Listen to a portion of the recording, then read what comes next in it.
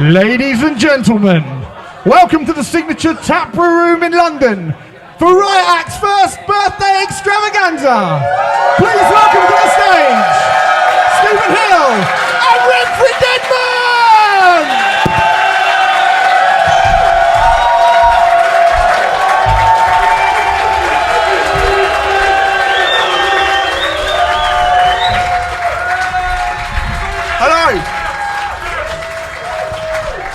Hello! Oh, yes! A little bit of slapstick comedy at the start of the show there, Remfry. I just spilled beer on myself as well. Spilling beer. I've thanks moved so much. the thing that I shouldn't have moved. Sorry, John. Oh, fuck's sake! Thank you very much for coming to... I'm just going to carry on. Thank you very much for coming to Riot Act's first birthday extravaganza. We really appreciate you coming, don't we, Remfry? Yes. We do, it's this is quite amazing. This is obviously this is going out. If you're listening at home, there is what, like 10,000 people here, 20,000. Yeah, about that. That's not metal numbers. It's genuinely quite a thing. It's a very humbling thing. Yeah, it's really, really Thank nice. You very so much thank you for coming. so much for coming down to see us. This is a nice little setup we've got here, isn't it? It's very nice, It's yeah. like sort of, if you remember Baddiel and Skinner Unplanned, remember that? Baddiel's let himself go. He told me he was going to do that, so, you know, it's fine. It's like water off a duck's back. I also told you it was going to get a bigger laugh than it got, so that's fine. Before we start, Remfry, we should obviously shout out our sponsors. Yo! Arctangent. Yes! Anyone... You're all going, yeah. You're fucking better. Let's not bother then. Let's It's take the time. literally the best festival in the world, according to me. There's over 90 bands playing, including Meshuggah, Battles and Coheed and Cambria, and all those bands. Pigs. One more. Pigs. Yeah. That's the important stuff. Takes place on Fernhill Farm, just outside Bristol, 15th to the 17th of August. And it's the winner of the Best Small Festival in the UK from the 2018 UK Festival Award. We have never done a kind of Q&A before. We've never done a kind of Q&A session where we ask you to ask us questions on the Facebook page. But we thought this is probably a good time to do that now. So, question. Yes, the gentleman in the... Space Jam t-shirt. Whoa! In the Space Jam t-shirt. Fucking hell. 90s, bit of me, innit? Bit of me. Yes. Come on and slam. Come... Right. It's not a question. It's an interesting way to start a question. Come on and slam, he said. Yeah, go on, son. Where did you get your shirt from, and are you going to review the new Blink-182 album? I got my shirt from TK Maxx in Basingstoke. Yesterday. Which I have to say, is this all right, me going on a bit of a tangent about the shirt? Yeah, go for it. I've been told recently that I look nice in a collared shirt. So I thought, let's see if that's true. It is. And I just wanted to see if that guy thought it was true, and he does, so I'm pretty happy with that. I'm a little annoyed because I didn't know we had a costume budget. Well... Until, you know... If we have... You've come as a comic book guy from The Simpsons. Yeah. That's my look.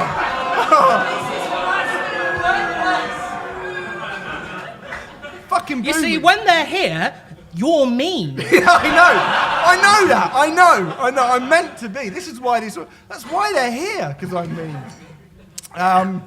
It's nice being the horrible one for once. Are we going to review the new Blink-182 album? I think we should. I think we probably should. I mean, I hate them. You probably know I really, really hate Blink-182, and I've sort of learned I really hate. Mark Hoppus is the one. I fucking Not hate Tom DeLonge? Well, I don't like him either, but I really hate Mark Hoppus. And I think poor old Matt from Alkaline Trio is just wasted in that band, earning millions of pounds that he never had before. But you quite like Enema of the State. Well, for the record, yeah, I actually think Enema of the State is one of the best pop punk records ever made. I think it's half an hour of perfection. It's like being the tallest dwarf, isn't it? When the Sun's Out, that's a great record. But yeah, I'm not really a Blink-182 fan, but I'm an Enema of the State fan, if that makes sense. So, but yeah, we'll review it. I don't see why not. I think you know probably what we're going to say, but... All right, we'll do one more, I reckon. Unless we don't have one more.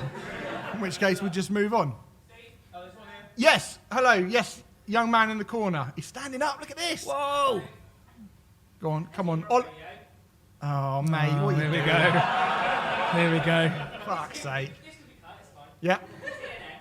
Right. Why are interesting metal avenues so good at fucking themselves over? Ooh, that's a good question. And when are we going to fuck ourselves folding over? up the script has been a while. Well, When will you do it? Time it in and we nearly did it today, to be honest. We almost did it today. Yeah. The honest answer is, in Team Up Radio's case, I think it's hard to fuck yourself over when you don't really know what you're doing in the first place. And I think most people here have probably got a fairly broad and diverse and interesting taste in music and heavy music and different types of heavy music, and you probably all want to listen to new music and you want to discover new things. You are, I would say, the exception to the rule of rock music and alternative music, where I think people discover something from the past early on, and then they get an idea in their head about exactly what rock music or alternative music is, and then that's it forever. And I think a lot of the people that certainly a lot of people that listen to me in the morning on Team Up Radio were people who probably grew up during the quote-unquote glory years, the heyday of whatever particular musical. It might have been Led Zeppelin, it might have been the Sex Pistols, it might have been Iron Maiden, it might have been Nirvana, it might have been Linkin Park, but that was what they liked and what they wanted. And trying to shake people out of just liking that, if they're that... Most people, generally, I think, not in a kind of nasty, arrogant way, I don't think they're that fussed about music, really. I don't think they really think that deeply about it. I don't think they really care about it that much. Certainly beyond teenage years, I would say. Yeah.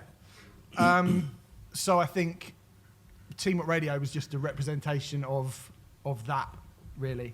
And I think, there are a lot of people pulling in a lot of different directions, because how do you sum up what rock music is if those people are that sort of, staunchly, fervently, this is what, it's Led Zeppelin, that's what rock music is, and you've got someone else going, no, it isn't, it's Slipknot and it's Linkin Park. And if they're not willing to bend at all, you're not really serving anyone by trying to serve all those people all at the same time. So it was a difficult mishmash of stuff.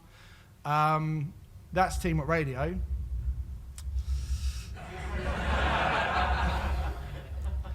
I think... You can do it in one word. Yeah, I don't know. I think when stuff like this, it would be very easy for us to get maybe arrogant regarding... Why are you looking at me?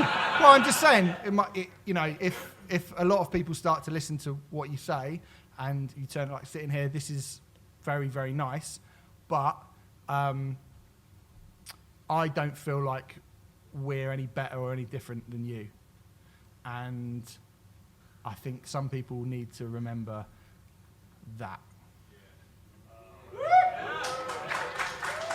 And I don't really know what else. Do you want to say anything, Remfry? I think that will do. One more. We'll take One more. more, That's we'll take important. more. Oh fuck yeah, we're at Bonjour. So It's up my ass! I went to get a stuffed Bonjour to shove in. Like I was going to go, Remfry, say instrumental post rock, blah blah blah blah, and I was going to shove. But I couldn't find a stuffed cat. Bonjour's at home, being looked after, but she's lovely, isn't she? She scratched me and I still haven't forgiven Look at that. her. Can you see that? She did that to me on Sunday. Look at that. Yeah, that's what I told you. I know. She's very clever. Her needlework's amazing. Bonjour's at home, but I love her. Yeah, she's We alright. both love her. She's cool. Remfry looks at her weird sometimes. What did we know? Look, oh, fuck's sake. This was one time when she was posing like a Playboy centerfold, which we didn't cut out because, you know, I don't mind my cat love being out there. And now you just think that I have weird feelings for your cat. And no, she was just slutting about the house. I shouldn't say that word. I'm sorry, I shouldn't say that word. But yeah, she is though. Yeah. Anyway, so if there's no more questions, we'll move on. So this is the point of the show tonight. Essentially, as it is our first birthday, we have decided, thank you very much, and you know, this is, like I say, quite the achievement. We've invited some guests down because we want to create the ultimate party playlist for not necessarily a first birthday. If it was the first birthday of a small child, then some of these songs would not be suitable. But this is the ultimate party playlist. So what we've done is we wanted to kind of get together some of our favourite people, and we picked a song each too. And at the end of the night, after we've spoken about the various different songs that we are picking, we're going to play the playlist, and we're all going to go batshit crazy to it. Yeah, nice. And we're going. Oh, and actually, we should say super quickly, we're also going to eat some cake, which Carly has very kindly made for us. Agents of Cake. Amazing cakes. Thank you. And that is awesome. Thank you so much. That is wicked. That's and really nice. Agents of Cake. So we'll have some cake at the end. But we're going to kick off. I'm actually going to start with my pick as the opening song on this playlist. So, Remfry, I have picked as the opening song for the greatest party playlist ever the song "You Get What You Give" by the New Radicals. A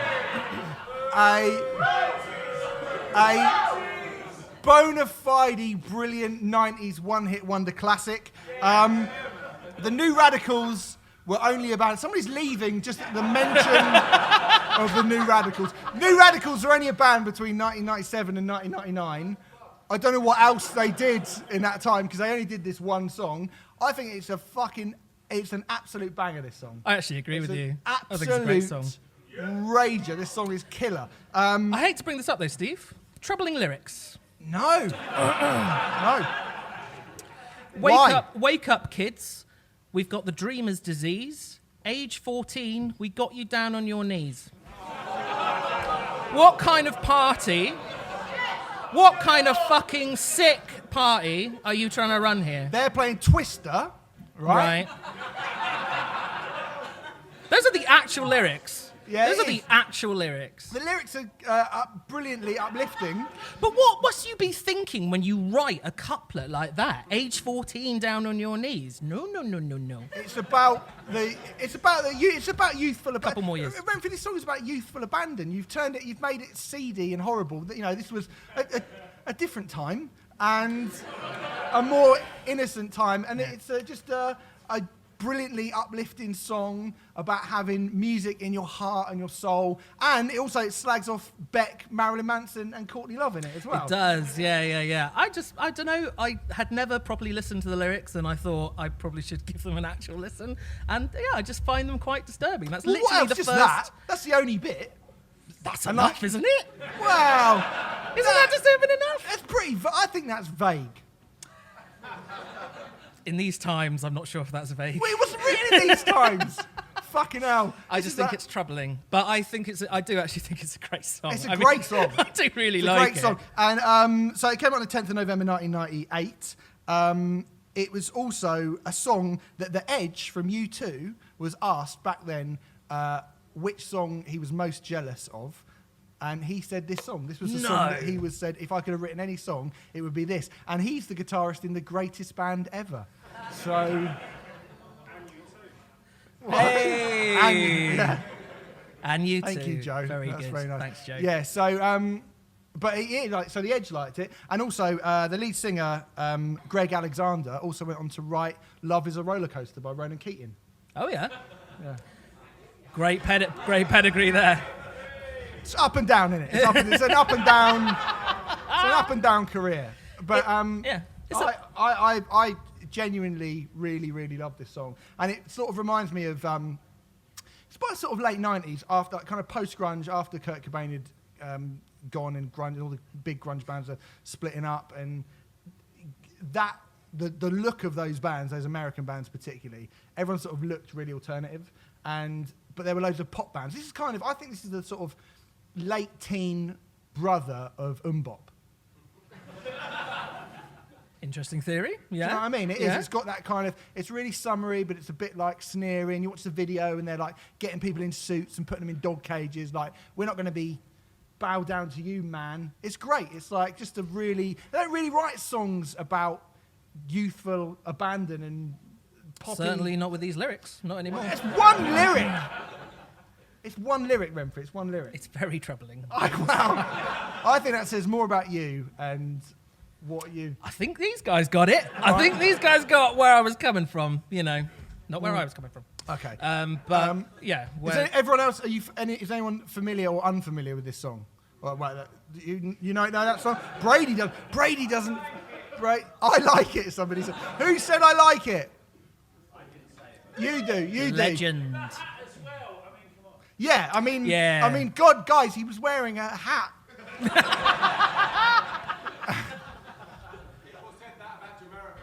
They did, yeah. People did say that about Jamiroquai. But I felt Jamiroquai's hat was much bigger. It was more arrogant. This is just a sort of normal hat.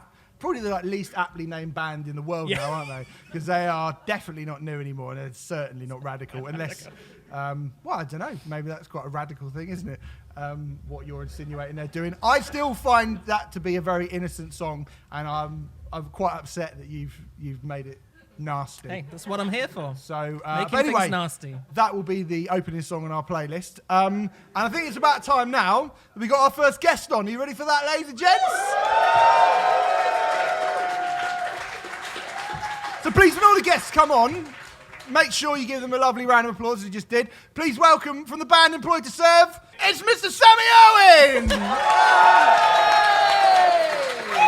Come on, Sammy. Up you come. Buddy, good to see you. How you doing, mate? Have a sit. Well, I must confess. Yeah, this is funny. What you're about to say. This is literally the public speaking nightmare come true. Because I thought, like, coming here today, we were just hanging out at like Remfry's house, just having a couple of drinks and talking about some good tunes. But sorry, here mate. all of you are as well. Hello. Thanks for You being get up here. on stage and you do your mad. Yeah, but I'm prepared for it. Yeah, kinda. true. I think the thing that's most shocking about Sammy in real life, like in the band, he's always like, "You motherfuckers, if you don't get in this pair, I'm gonna kick your fucking ass." And then you see him in real life, he's just the sweetest fucking dude. He's such a dude. I'm high-fiving. Thanks, Remfry. You're a dude He's such a too. dude. New album's fucking killer, mate. Yeah. Thank you New very much. album's killer, right? It is great. We compared it quite favourably to Far Beyond Driven, I believe. Oh, yeah. We did, didn't we? Yeah. Yeah? I remember that. How'd you feel about A that? record dear to my heart. Yeah, right. I mean, The best metal album of all time. I'll say it. Ooh. Oh, new Wow. record. And then after that, Far Beyond Driven. Oh! Look at him. There he is. Mr. PR. Loving it. Yeah, mate, the record's really great. It's and, fucking I'll fantastic. probably talk about it a bit more. What's been, because you guys have been doing some festivals, right? Indeed, we have, yes. What's been the highlight of the festival season? Oh, Hellfest for sure. Mate, how great I is mean, Hellfest? Insane. I mean, like, everyone calls it the Metal Disneyland, and that's exactly what it is. And I wasn't prepared for it. Like, when I turned up, my mind was just... Can you run people through the setup of Hellfest? for Yeah, people who so don't basically know? they've like bought the whole land and they've like permanently built on it. So there's like all these like mad sculptures and stuff and like metal trees with fire coming off it. Like the toilets have fire fucking shooting out of them as well. It's insane. It's like if Rammstein designed a theme park. Yeah, essentially, it's nuts. And the lineup is just, I mean, yeah. What the stage best. were you guys on? Were you on the We were on the war war zone? zone, yeah. And literally being in direct sunlight wearing those windbreakers was, oh, that's the closest I've been to being sick. I was going to talk about these windbreakers. Yeah. Have you never been sick? Oh, well, like, no, on stage. Sorry, right. Yeah. I have So been sick before. the yeah. windbreakers, which has become a kind of signature look for you lot, Yeah. that looks so fucking hot. No wonder you're such a little skinny scrap of a boy. Just sweat it all out. Huh? Just sweat it all You out. do, mate. It's crazy. Should we talk about your pick? Yes. So let's. after we go from the New Radicals, we go into Sammy's pick, which is Rotten Soil by Entombed. And also, I know, right? I know. Also, another thing, I was like, can I get away with wearing like the new Entombed t-shirt I got? And I was like, yeah, I'm just hanging out with like a couple of people. It's going to be fine. And now I feel like a real dick. But I do have a Wolverine Blues like long sleeve. I'm glad I didn't wear that, otherwise that would have been a bit much. Sponsored by Entombed. Yeah, I'm doing PR for them now as well. Support, aren't you? Mate, so taken from a genuine, absolute landmark classic record. Basically the genesis of all those kind of sludgy hardcore bands. From Wolverine Blues. Really a party tune though, is it? Well, okay, let me explain this right, because I'm going to go ahead and say it's not the ultimate party anthem, because... That's what we asked you for. Yeah, but once again, if I'd have known it was this kind of setup, I might have gone something different. But I've been on so many podcasts, like gassing about either Pantera, Slipknot or Dio, and I think people will probably, if they have listened to them, a bit bored of me going, yeah man, they're like the best bands ever. So I thought, what other songs do I listen to in the van that get me like super jacked up? And this was one of the ones that was top of the pile. So this is here because it gets you pumped up?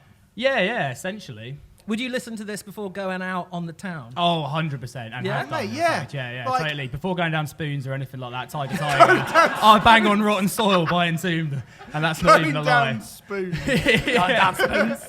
Mate, I was going to ask you, what made you pick, out of all of the Entombed back catalogue, what made you pick this song? Because essentially, I fucking love Entombed, and I think they actually got better with the next couple of records. I actually think the next record is my favourite. Is my favourite. But you're essentially picking, there's 400 songs that all sound like a warthog grunting over someone sticking a chainsaw. They don't have 400 songs. They've got a lot of songs. I reckon they've got 100. I don't reckon they've got 400. That's a lot of songs. Iron Maiden don't have 400 songs. All right. We'll check this and we'll put an edit. Well, they've got a lot of songs, and all of them just sound like a chainsaw being held against corrugated iron while someone sort of grunts over the top of it. Party. What's it about Rotten Soil that's the one? So for me, it's like the best Entombed record, like hands down, because it's the best like mix of like where they came from and then the whole death and roll thing that kind of started on that record, but then they also kind of expanded upon on the follow-up releases. And Rotten Soil is just one of the tracks that kind of doesn't get, I don't know, hailed as like one of the better tracks off that. I mean, the title track's obviously the one that everyone knows and it's been covered to death. And then you've got like Demon and stuff. Yeah, exactly. There's so many bangers, but I always feel Rotten Soil, I've never seen them play it live either. I think it's because it's track 2. Track 2s get quite a bad rep, I think, for bands playing them live. Yeah. All right, shut up. Master of Puppets. All right.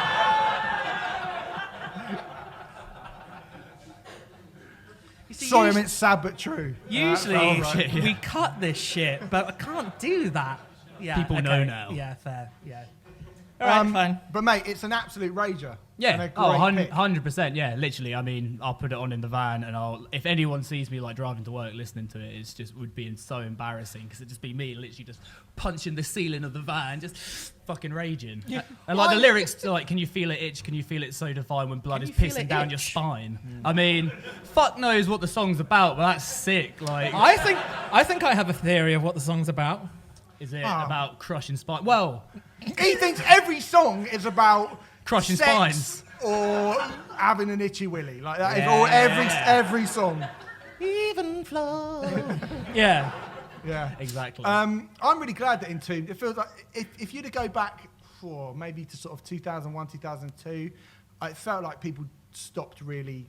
Well, not even stopped, but it felt like Entombed are now way more influential and way bigger a kind of name drop band than they were. Totally. I mean, I think bands like Converge and Cursed like took a massive like influence from like particularly though like Wolverine Blues and the records that came after, like To Ride and Uprising and stuff like that. Big time. So I think you ever played with them or Entombed? Oh, you did Glastonbury, right? Yeah, and we did with Full Force as well, and then with my old band at the now defunct Neurotic Death Fest. Yeah, and it's still sick, man. Well, I mean, to be fair, it's Entombed AD now, so it's just LG still like left in the band, but I mean, they still fucking kill it. Absolutely. I back this. Remfry, you don't seem convinced. No, look, I think it's a fucking great song. I'm not sure, and I loved Entombed as well. I don't think as much as you, but or of either of you, but party anthem. It's fine. I love it. I love your pick. It's great. Wait till you hear what he's picked.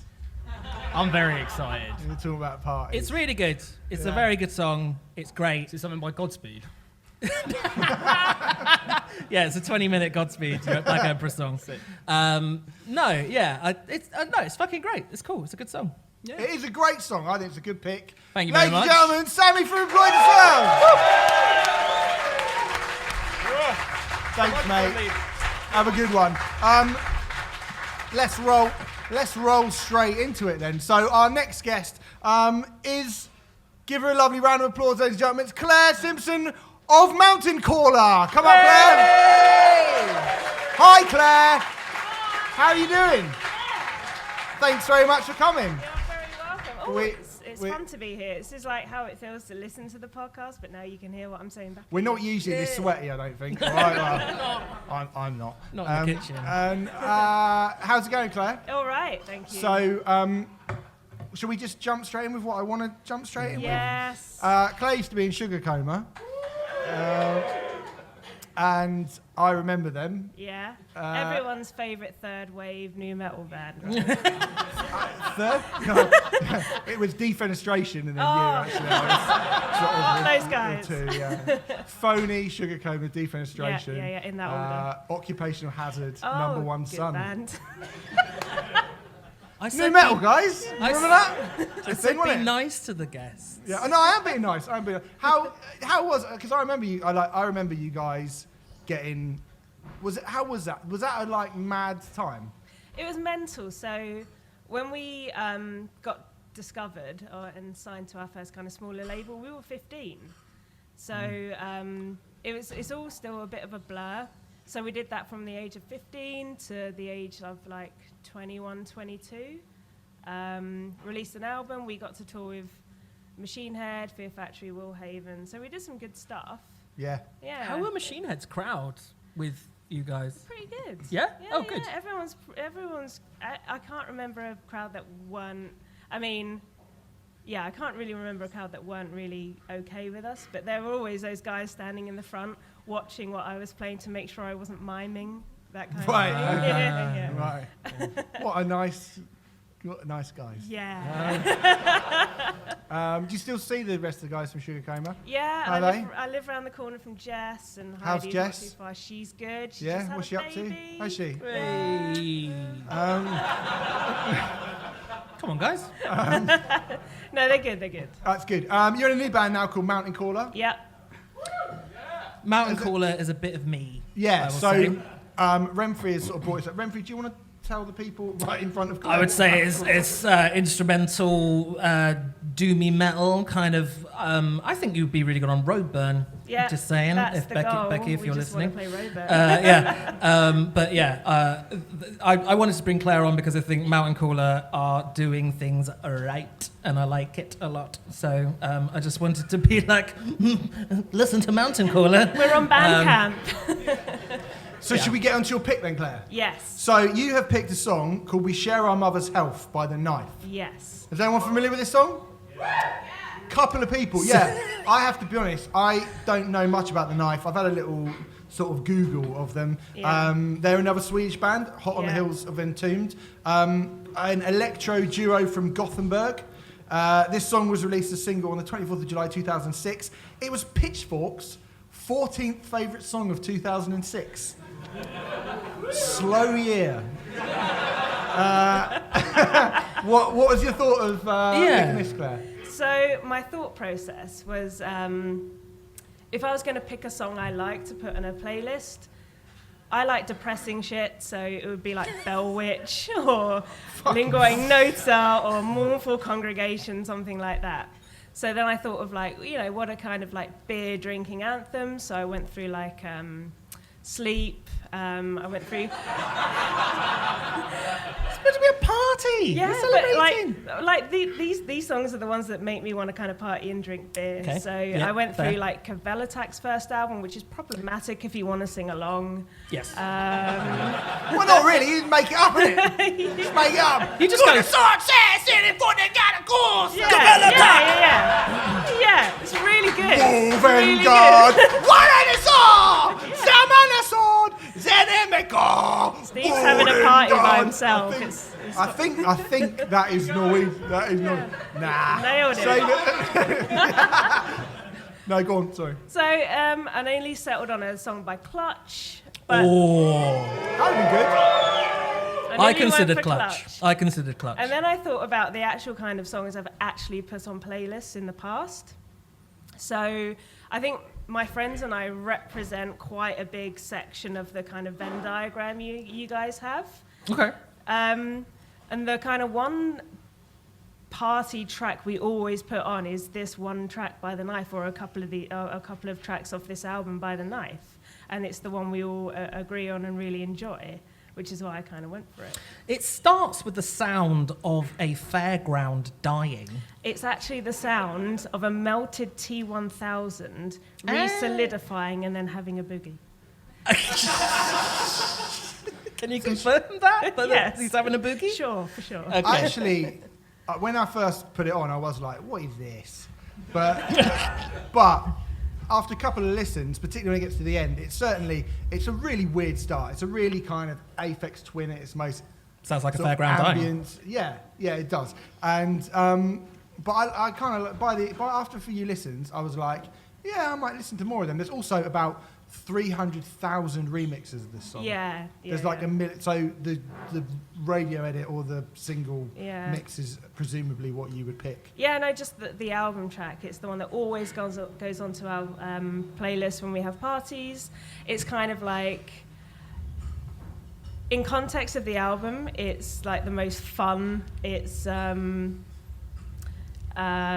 one that's got the kind of most upbeatness to it. But the album itself is kind of really dark and weird and horrible and a bit kind of creepy, which is a bit of me. Mm-hmm. So I picked the most fun one off a creepy album. Good pick. I mean, so what do you reckon of this song then, Remfry? Doesn't really strike me as the sort of thing you'd usually be that into. Maybe It's gonna sound weird coming after Entombed. I'm not sure if I'm into it. Mm-hmm. But thanks for coming on. I actually quite like it. It's a I actually banger. quite like it. I don't know if it's a Sure. banger, But but I do quite like it. I actually quite liked it. It took me 3 or 4 listens to sort of get my head around it, but I don't know. I sort of massively checked out of that sort of thing. I don't even know how much I checked in the first place. What is that sort of thing? I don't know how I describe it. I just go general electronic. Yeah, I mean it's quite dance, isn't it? I mean, like they're Justine kind of and dark stuff as like. well. So like you, I sort of fell out of love with the metal scene in around 2005. So I got really. Did you buy the Kaiser Chiefs album? No, I didn't. Not- No, I've never done not as bad that. as me, then. But I sort of fell out of love with metal, and The Knife were kind of like a transition band for me to get Okay. into kind of techno. Okay. Because they're like they're quite politically outspoken, which I quite enjoy. They wore these kind of like plague doctor masks for a bit. They didn't Yeah, I really saw do that. interviews. So as a transitional band, it kind of worked for me to get into techno. And now I'm back in the world of. Now back in the metal world. She's back. She has to go now. But yeah, it's a good pick. Ladies and gentlemen, give it up for Claire. Thank you, Claire.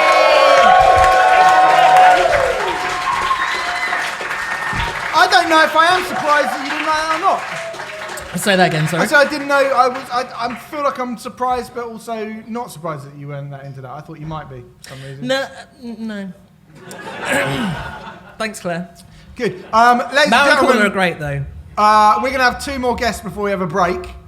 Our next guest is the Scourge of Riot Act. A great man in many ways, and a terrible one in most ways. Ladies and gentlemen, please get up for Brady Deeprose from Conjurer. There he comes.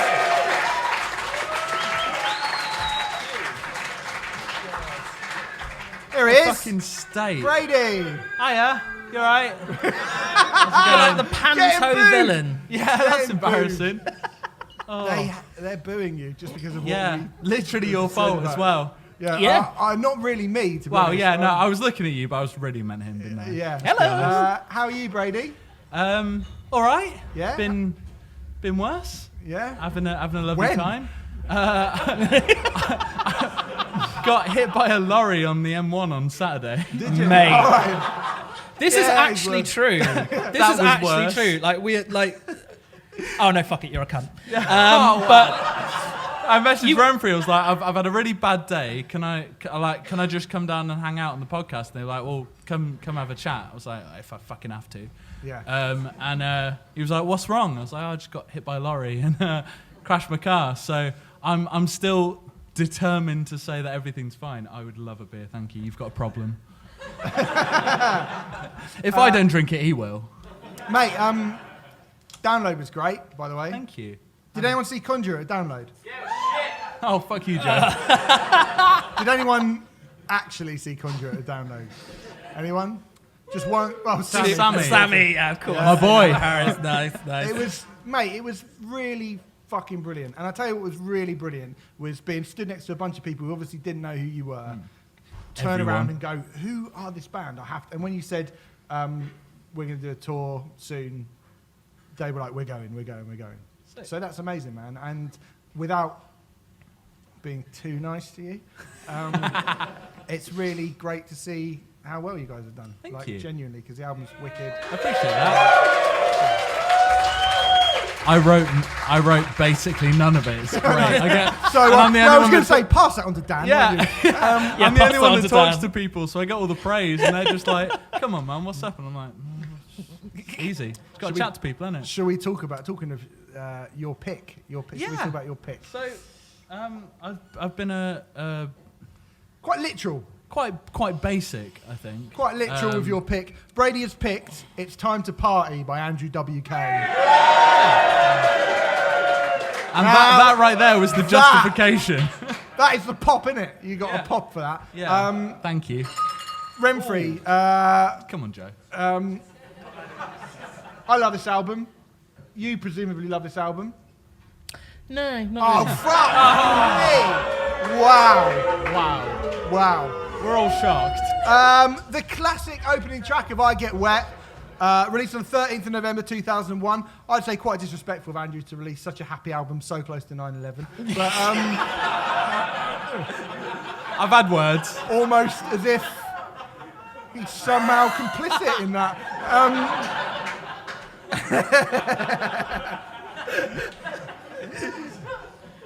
Breaking news on Riot podcast. Navy SEALs break into the party centre of Andrew They got the WK. wrong guy. Go on, so what made you pick this song then, Brady? So, Apart people from your that, ties with Al Qaeda. God, I can't wait to get cancelled after this. So I am, as much as I go on about being a real rock star, a real true 21st century the British rock fucking star. time. Yeah, all the time. You're asking about things that we cut when we get Brady on. We cut him going on about being a fucking rock star. All the Yeah. He time. thinks he's all the fucking time. Justin Fucking Hawkins. joke. Yeah, fucking love Justin Hawkins. I've seen The Darkness 13 Yeah, times. but you didn't have to turn up in the cat suit for the fucking record. I did that just for you. Yeah. Go on. Actually, sorry, on that, you look great tonight, Remfry. So we were... I'm sweating like a fucking pig. I feel. As per.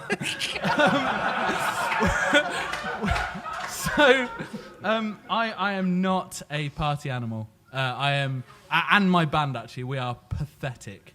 I've been on tour with Conjurer, and I can agree It's so they are true. pathetic. It's really embarrassing. They are pathetic. The songs played in that van. Fucking hell.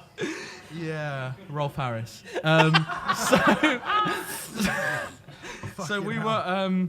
I just spent the last couple of weeks driving Armed for Apocalypse on tour, and they have a ritual before they go on stage. They call it van time, and they're like coming up to me like, "Can I have the keys? It's van time." First night, I was like, "Yeah, but what the fuck is van time?" Like, I was like, "Is this going to be weird? Like, am I going to be like, whatever?"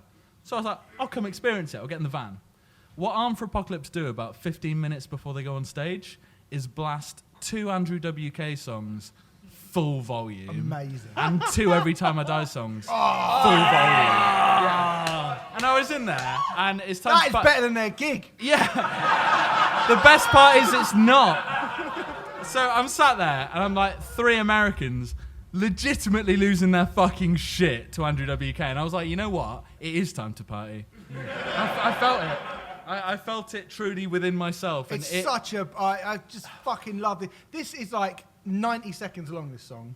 And it just is a man screaming about partying. And I remember getting this record and thinking, well, it has to calm down after this. And it goes more mad. It goes madder and madder and madder until the end. He's going, I get wet! I get wet! I get wet! Over and over again. It's the rain of brilliant. it's the rain and blood of partying. This record, it's ridiculous. It's just and so it's got relentless. one of the Tardies from Obituary playing when they played Saturday Night Live. Donald Tardy from Obituary. Sammy will know. Is that right? Donald Tardy.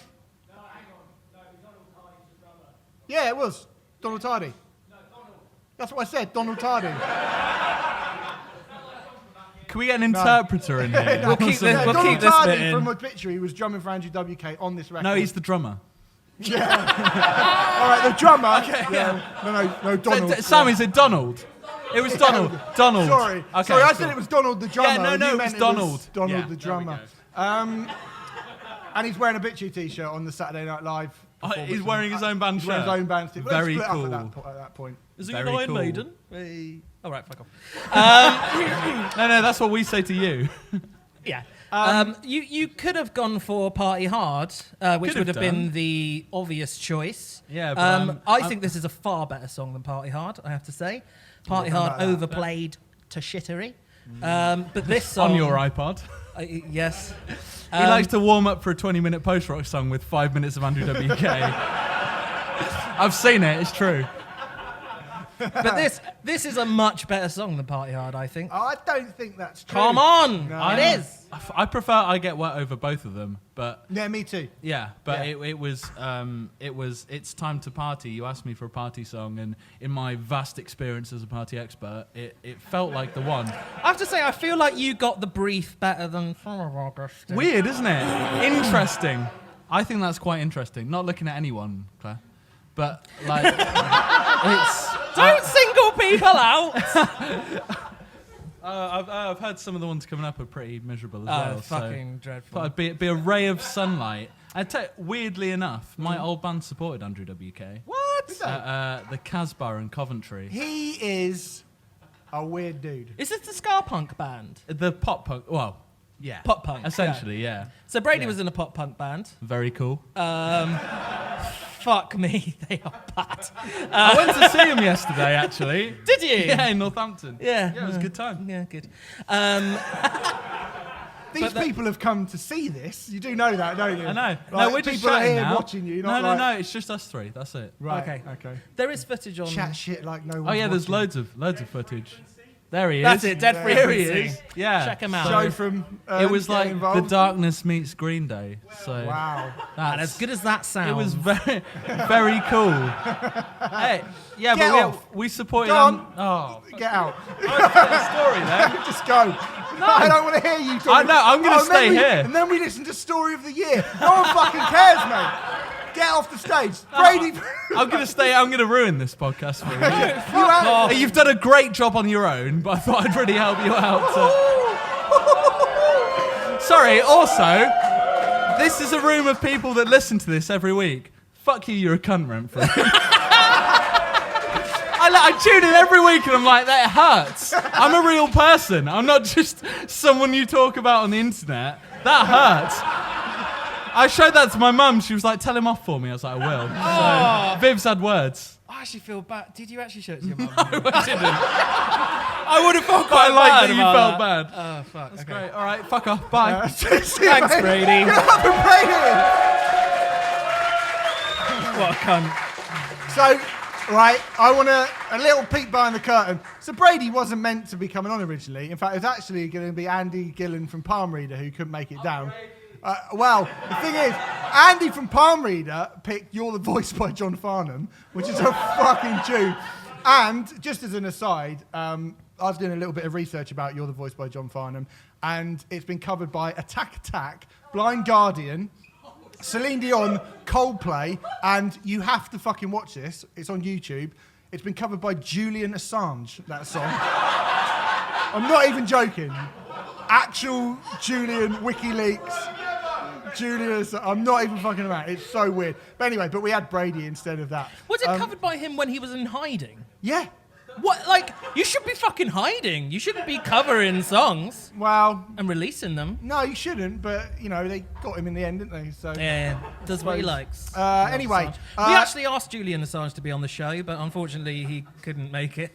But, Yes. So the last guest of this half, and then we'll have a little break, is a great man. Again, here he comes. Give it up for Joe Nally from URNE, formerly of Hang the Bastard. Give it up. Hello, Joe. Come on. This is where the trousers rip, Joe. So Joe's, somebody's actually dressed up properly for the occasion. I'm dressed like I'm going for wine night with Garl. Do you remember they did that? Yeah, they did. Go and have some wine with Garl. There I am. Yeah. I already pre-apologised for this because it's probably going to be shit.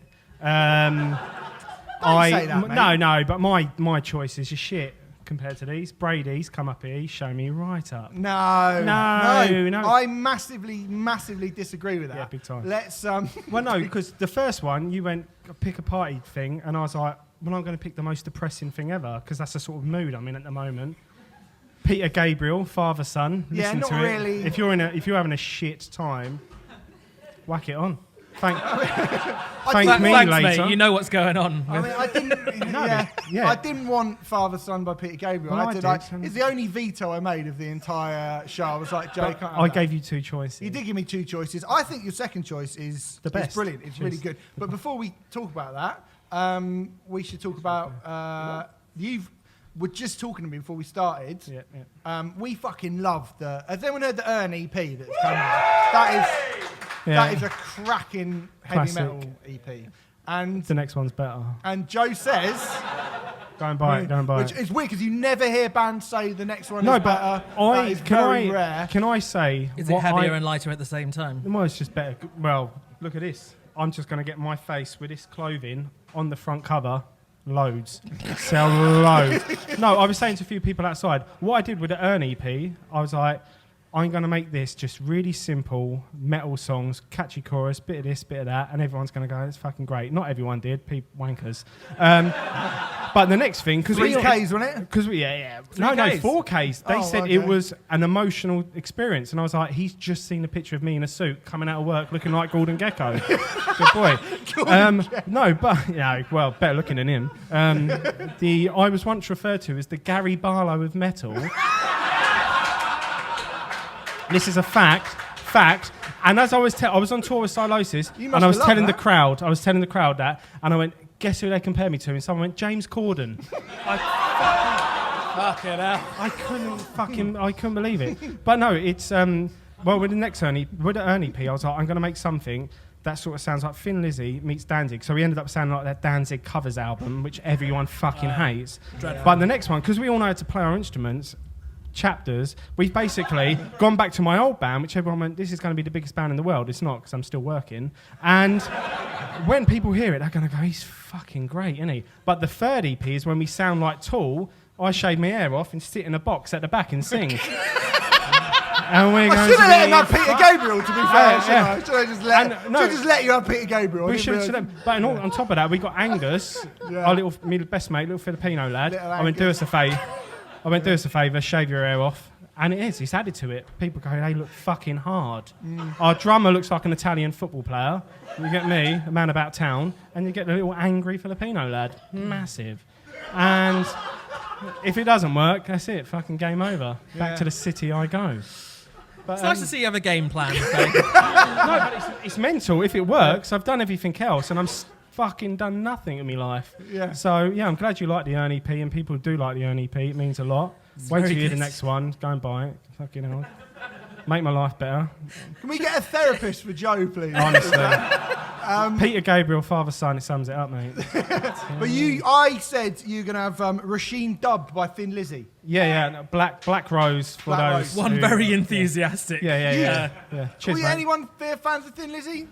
Well, Yeah, not being funny, Baroness are, and they ripped them off, and that's shit. No. Whoa. Gold. What's the new one called? Gold? Gold and grey. I wish it was gold. It's fucking shite. Do you know, no, come on. This is nonsense. No, Chemist is another band who like Thin Lizzy. Mastodon, the Mastodon main guy is now in Thin Lizzy, so they're loving it. They should be Kirsty's Metal Hands. URNE, do you know what I mean? The main band, URNE, they're the most important one. I come on stage with an afro. It's fucking amazing. Well, mate, this it's probably the most. It's the longest song we've got on this playlist. Because I didn't want to talk. Not me. I thought we were going to play the whole song. Right, and then you were going to go. Play the whole song later. Yeah, we will play it later. This song is 7 minutes and 4 seconds long. Yeah, it came out in 1979. It's on the Black Rose album. It's the only Thin Lizzy album that's got Scott Gorham and Gary Moore in it. Yeah. And Gary Moore's probably one of the greatest. Yeah, it feels like he's really underrated within rock and metal because he moved on to blues. He was a great blues player. Scott Gorham, it's just the melodies and whatnot. Didn't Scott Gorham watch you urinate against a car once? Yeah. So Don't skip over that. I got caught in a bit of dogging action. No wonder, his wife was in the car, it's terrible. And I went to see Scott Gorham's in a band called Black Star Riders. And they kind of keep the Thin Lizzy thing going. They play a couple of Thin Lizzy tunes. And it was St. Patrick's Day, same day as my niece's birth. And I thought, bin her off, go and watch Black Star Riders. So Alex, she's the one who ruined my life. And so I go to watch Black Star Riders. And as we're going to the venue, I really need to piss. Yeah. And there's a massive queue. And I thought, for fuck's sake. So I nip around the back, fucking go around the back of the forum, and I take a long way, and I was like, right, this is it. I'm there, I'm having a piss, and I'm like, this, God, you know what I mean? It's St. Patrick's Day, I'm humming all the classic tunes, doing the river dance up and down, got my knob out. A scenario we're all familiar with. Yeah. Oh, mate, absolutely going mental. And I'm having a piss, and all of a sudden there's a car which was blacked out, and it flashes. And I thought, fuck's sake, they're up for a bit of dog in here. And I'm like, I'm sorry, do the old peace sign, a bit of Ringo. Yep, sorry about that. Got me knob out. Sorry. And as I'm zipping it up, do you know what I mean? Getting the boy in. Scott Gorham walks out. And I went, Scott, I've never met him in my life. Scotty Slag, how you doing? And he's like, hey, man. And I was like, how you doing? I went to shake his hand. He went, maybe not. And I'm like, and I was like, can we have a photo? I've got it on my phone. I went, can we have a photo? And he went, yeah. And as we took it, a gust of wind blew, and it blew our hair everywhere. And I looked at him and I went, we look like a flock of seagulls. And he went, right on, man. And he walked into the venue because he was playing. And I was like, Scott Gorham's missus, she's sitting there. She's been impressed by what she's just seen. And he just went, and she fucked off. And I was like, I've just met Scott Gorham, called my mum. I was like, Mum, you never guess what. Obviously, she's not going to go, you got your knob out around the back. Scott Gorham's popped up. But yeah, I was fucking loving it. It was amazing. He's a good guitarist. He's a good guy. He knows. He bloody knows. I feel like I'm dreaming. I don't feel like I'm here. I think his wife did. I feel like I'm dreaming. Look at that. Where is it? So, can we talk about your song? Yeah, should we talk about the song a little bit? Do you like the song, Remfry? Yeah, I think it's great. I like. There's a very long Celtic break, I'm going to call it, which like an instrumental Celtic break, which obviously is like my tree. Tree? Don't know. That'll do.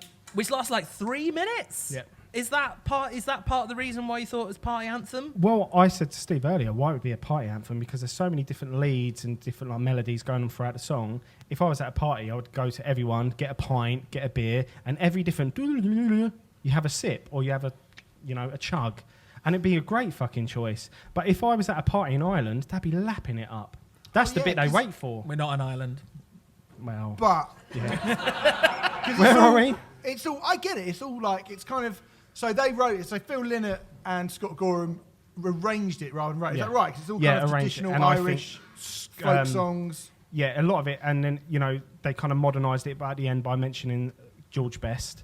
And Van Morrison, who's the worst person I've ever seen live, worse than Baroness. And it was, they kind of, in the middle part, Gary Moore, who's like a genius. So Gary Moore was Northern Irish and Phil Lynott was like from the Republic. So it's quite a weird divide.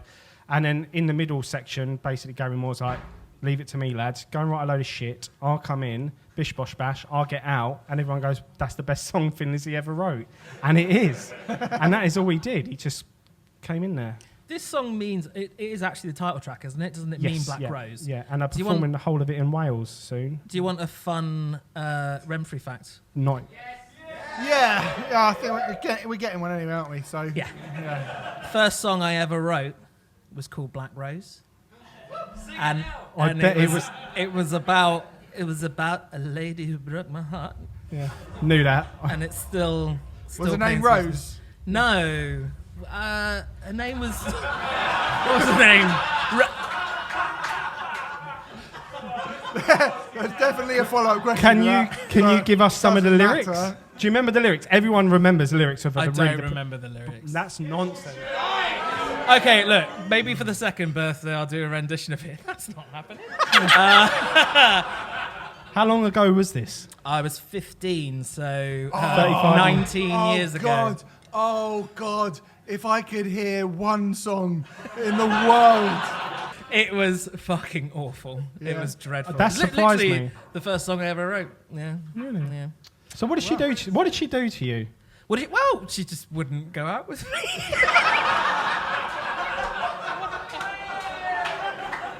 Remfry has got 400 songs. Yes.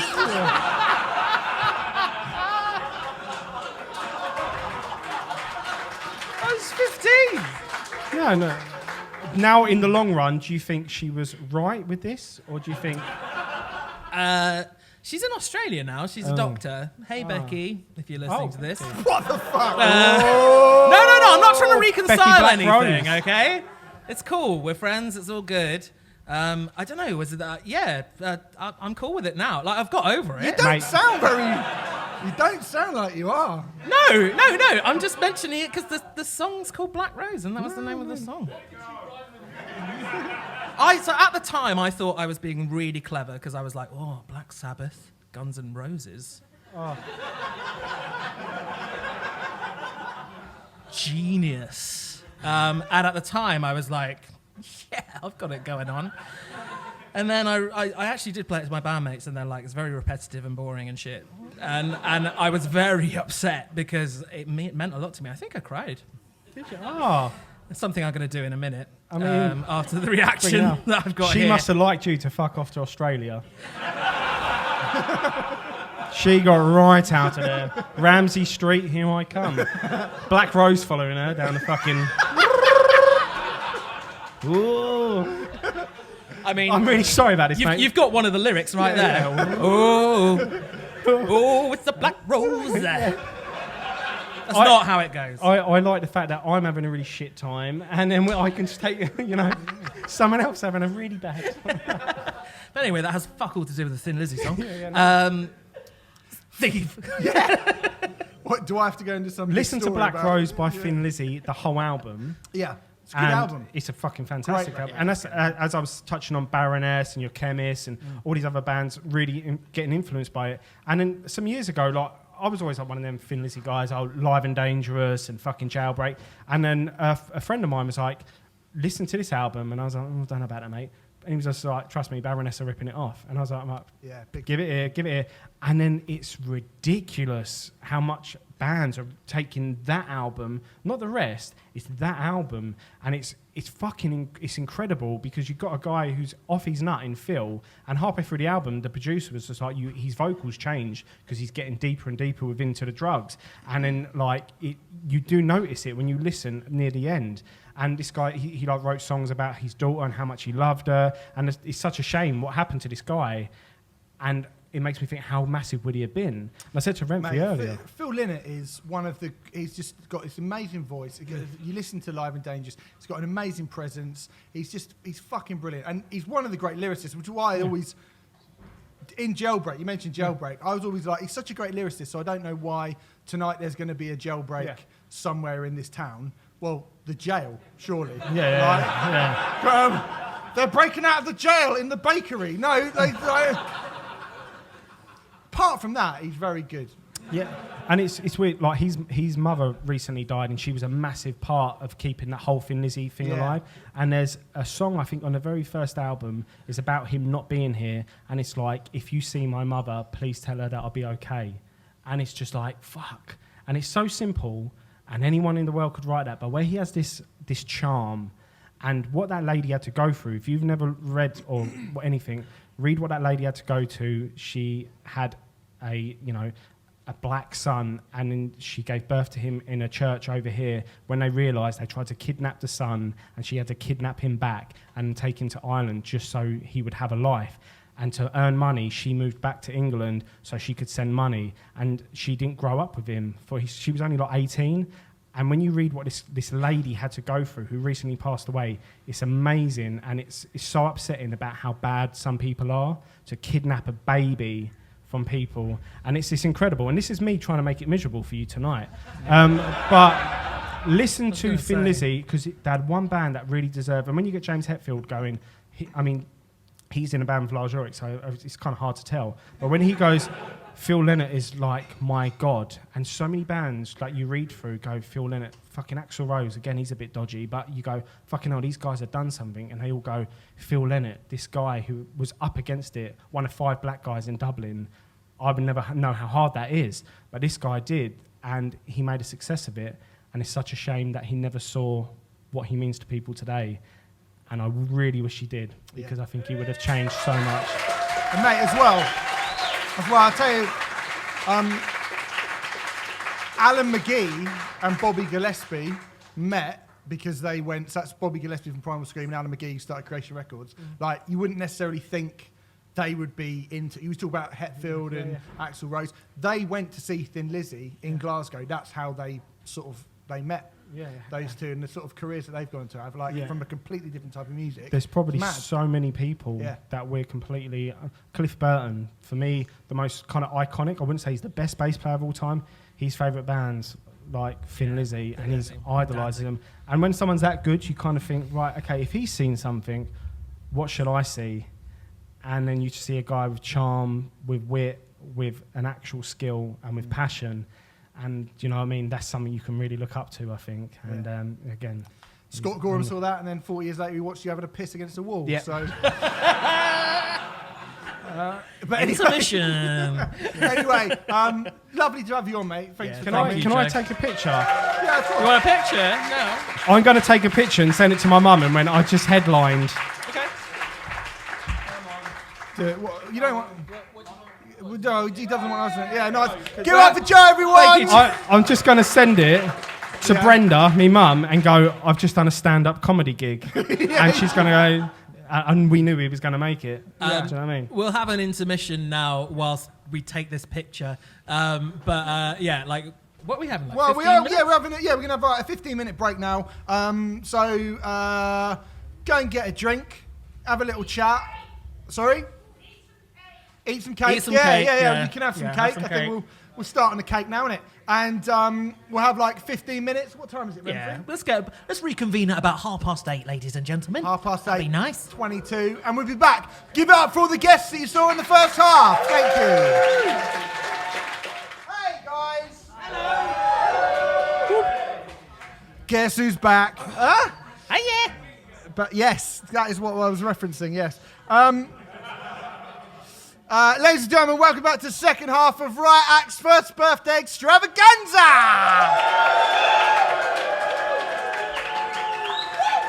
Did you have a nice break? No? One person? What happened in the problem break? Let's troubleshoot this break. Yeah. What was the issue with the What's break? issue?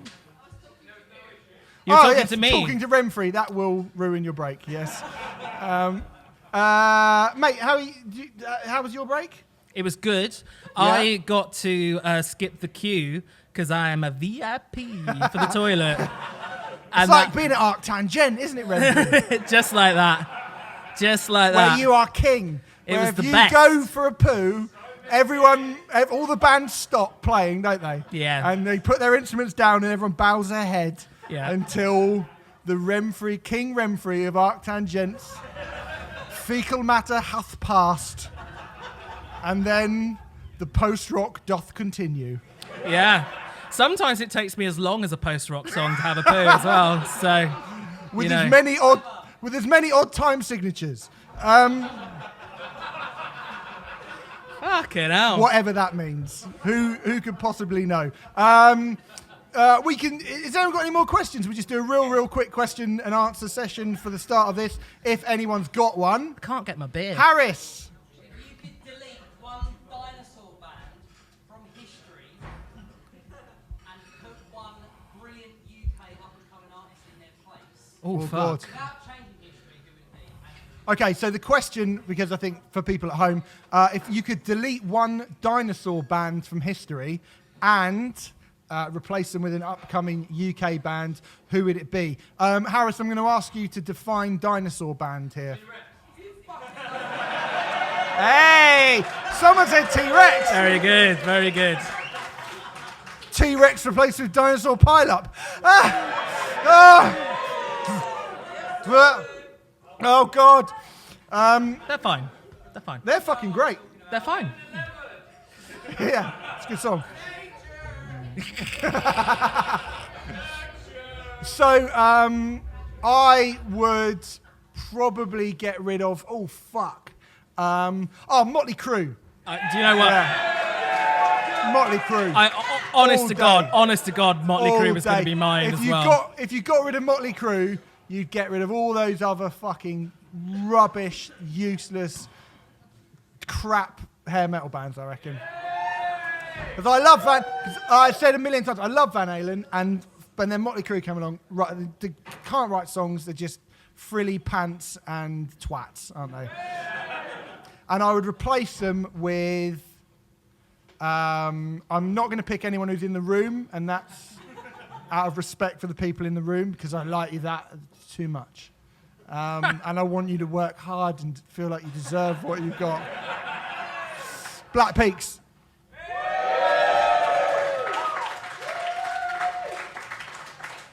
That's very good. Can I have Motley Crue as well, or will you be disappointed with that answer, Harris? I'm not allowed Motley Because it's Crue. the correct answer. Hey. Go on. All right, mate. All right. Don't be I'm- slagging off Guns N' Roses in front of anyone, yeah? That's I'm gonna- serious shit. I'm going to go for the second-rate Motley Crue, Poison, in that case. It's a good pick. I'd like to see Poison replaced with Full of Hell. I'd like some seriously extreme music just to be headlining Yeah. a A Rambling shitty Man little- fair or Yeah. something like that. The thing about Poison is all they do now is special glam metal, hair metal, barbecue festivals in sort of buttfuck nowhere USA. So you'd suddenly have Full of Hell turning up, playing with Rat and stuff. That would be good. Yeah. I'd like that. Any more questions? Doesn't there is any? Oh, no, there is. You've asked one about Tool. You're drunk. I know it's not going to be about Tool. I'm just saying. Okay, well, the fact you kept me guessing and you don't even know what your own question is means you're not getting to ask it. This gentleman behind you, quickly, he put his hand up first. Yes, young man. None of your business. Yeah, it is. It's fucked up every year. We're not divulging what our favourite album of the year is so far. Yeah, I think. Yeah, I don't mean to be a prick about it, but we kind of want to keep that secret. Wow, you're being a real prick about it. Wow, what a prick. Well, because otherwise, the album of the year show won't be exciting because it's really annoying when you reveal it really early on, Is it? and everyone knows what it fucking is. All right, one more question. Yes, your hand shot up very quickly. Your man with a mohawk.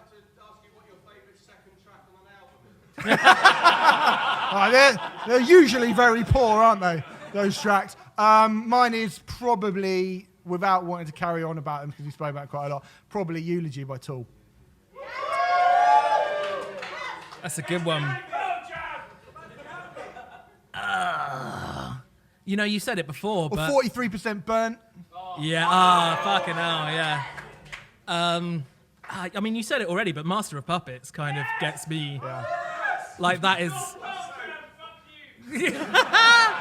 All right, if it's Pearl Jam, I'll go with Animal on verses. Oh yeah, that's a great song. Yeah.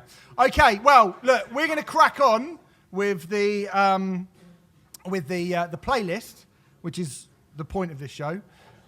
Yeah, believe it or not. By the way, I'm going to kick off this half with Remfry's pick. Hello. Now, Remfry, in the first half, you were quite derogatory and quite snidey about some of the picks we had because they weren't what you deemed to be party songs. So, Remfry,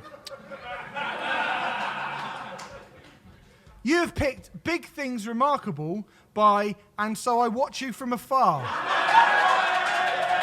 Yeah. Of course he did! Of course! He picked the instrumental post-rock song, even though it's a bloody fucking party, you still picked! I don't believe it! I can't, and I do believe it! I knew it! I did it for this reaction. Yeah! And this reaction alone. Slag it off in two! Justify yourself. Tell me you've listened to it. I have listened to it. It's jaunty. It's fun. It it's is bouncy. it is the happiest I get it. song ever recorded. It is so.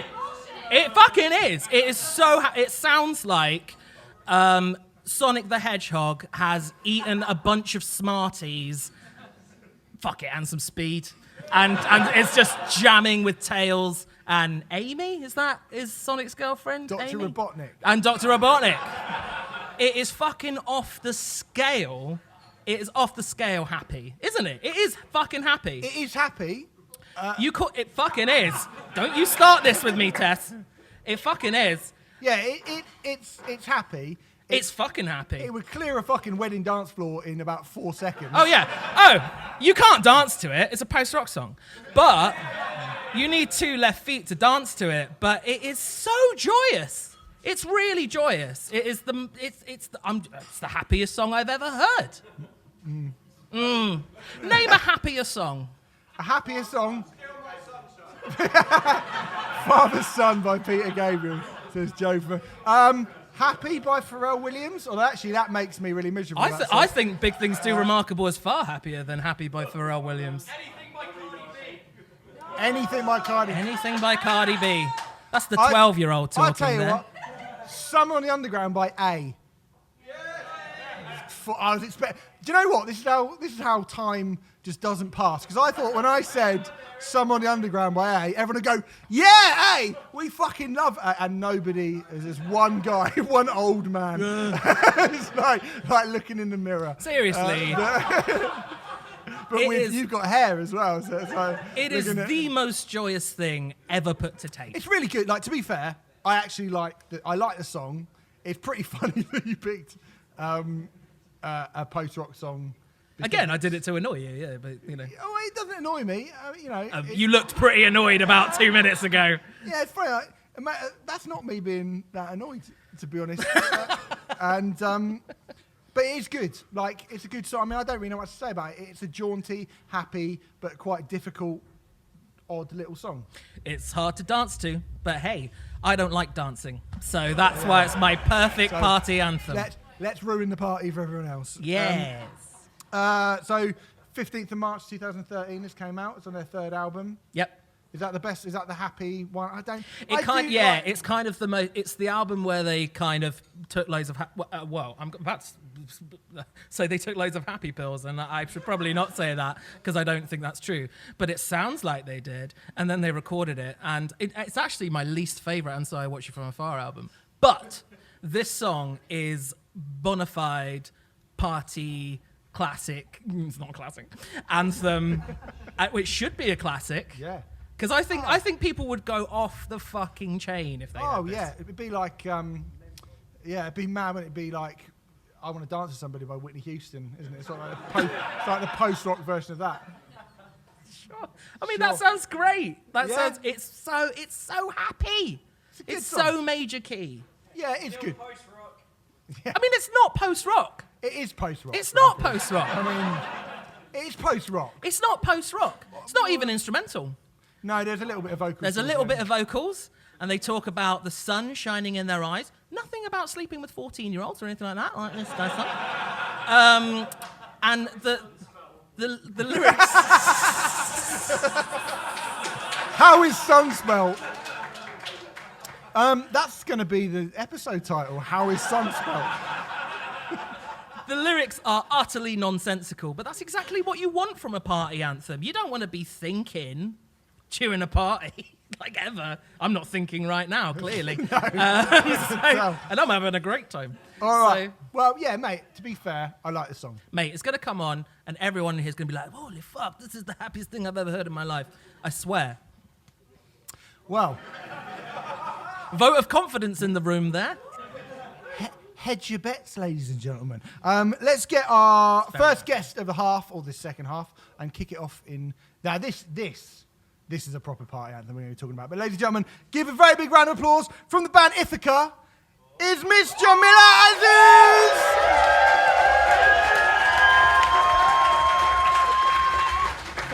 Fucking hell, double parked as well. There she is. 2 beers. Oh, 2 pints, Djamila. Hello. Hi. I don't know why I brought both my beers up here, but I had 2 of them. Do you want me to hold one for you? Do you want to? Don't give it to him. Let's not go too panto. They were gifts. Do you want to put your beard down? I feel like you look... Remfry's got a really long straw. Yeah. I'm gonna put one of them down here. Okay. Someone can take Djamila's beer, I'm sure. No, someone can't take it. No, not take it. I mean, just for the moment, just whilst you're on stage. You can have one. That's fine. Djamila, how are you? You okay? Yeah, I'm pretty good. How are you? I'm very well. It's nice good. to see you. It's nice to see you too. Thank you very much. Didn't say it was nice to see me. It's always nice to see you, Remfry. It's always nice to see you. That's right. Not always nice to see Steve though. How's the sort of? We spoke to you, I think, maybe a week or so after your album came out, which is a great record. Was it? FYI, yeah. Thank it was you. probably like I think it was 3 about, weeks, about a month. I think it was about a month. Yeah. No, yeah, it was quite quite soon. soon. It was quite soon. Yeah, but it was before you guys did the show that you did with Svalbard and did that tour. How's it all been going? I feel like you guys have had a pretty rapid rise. Is that? Yeah, I think fair? so.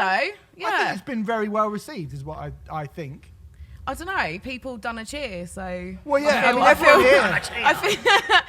like Seems maybe to yeah. like It doesn't feel like a rapid rise to me because of we spent quite a long time on it, but like 5 fucking years, man. But yeah. And everyone's been super kind about it. Everyone's been, I don't know. We continue to be bafflingly philosophical about the whole situation, and we're still surprised that people like it, but people do, so that's cool. It is good. Yeah. Thank you. It is good. It is good. And that was that episode when you came on before. So presumably you listened to the episode we did, obviously with Serena from Svalbard as well. Did people listen to that, where we talked about all manner of things? That got a really good. That genuinely got a really good response, and I think until we posted it to the Metal Hammer page, it did. Anyway. Are those people still giving you shit? Yeah, I think the lesson learned from all of this is that men are not okay. Like, I thought they were okay for a while, and then we did the whole Metal Hammer thing. Obviously you did the whole Metal Hammer thing. You did that. I'm sorry. That's on you. So yeah. I was trying to be nice. I was trying to be. I was trying to just. Do you know what I mean? Yeah. It's not your fight, man. You try be a fucking ally. And then so you did that, and then we did the thing. Obviously, I don't know. This is why I don't stick up for women. Well, no, because you just get shit if you do. Stay away. We obviously, some of you might have read the responses that me and Serena wrote, but yeah, we did that thing, and then it was. I I don't know. Yeah, unless you read it, it's really difficult to describe just how depressing it was, really. And then we did the It was show. surreal to be like for me. It was so surreal to just get these messages of people who were just unbearable, fucking total arseholes. I was like, Yeah. And we have some of them with us tonight. do you know what? I would happily just have a fight with those people. Yeah. I would. I just was like, let's meet up and let's have a fight. Yeah. Like, fuck it. Because you're a prick and you need to be, your face to be smashed in. This is when Greg Picciotto walks around the corner and I was one of those people. Like, hello. Not you. The old crinkly ones. I don't know. I feel like what a lot of people didn't expect was that Serena is obviously a lovely person, and she's so nice, and she's so kind, and she's such a bastion of feminism and human rights, and she's amazing. But the problem is that I'm a piece of shit. So like, people really weren't expecting that, and like.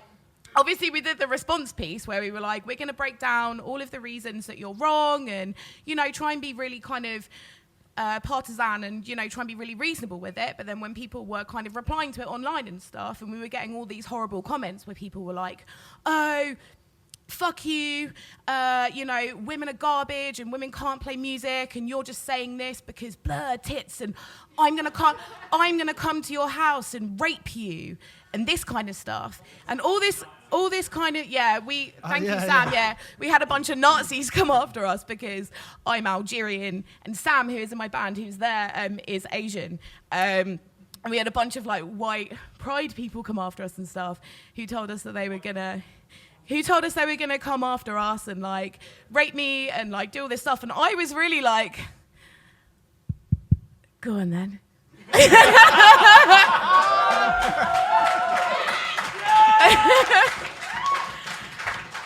And they were suddenly like, really? Like, fuck. Wait, stop it.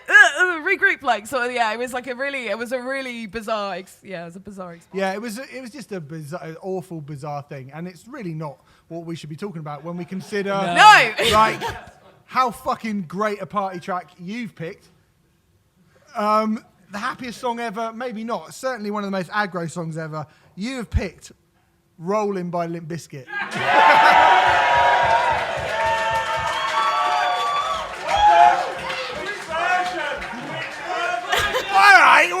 Whoa. Which version? Are we getting shouts?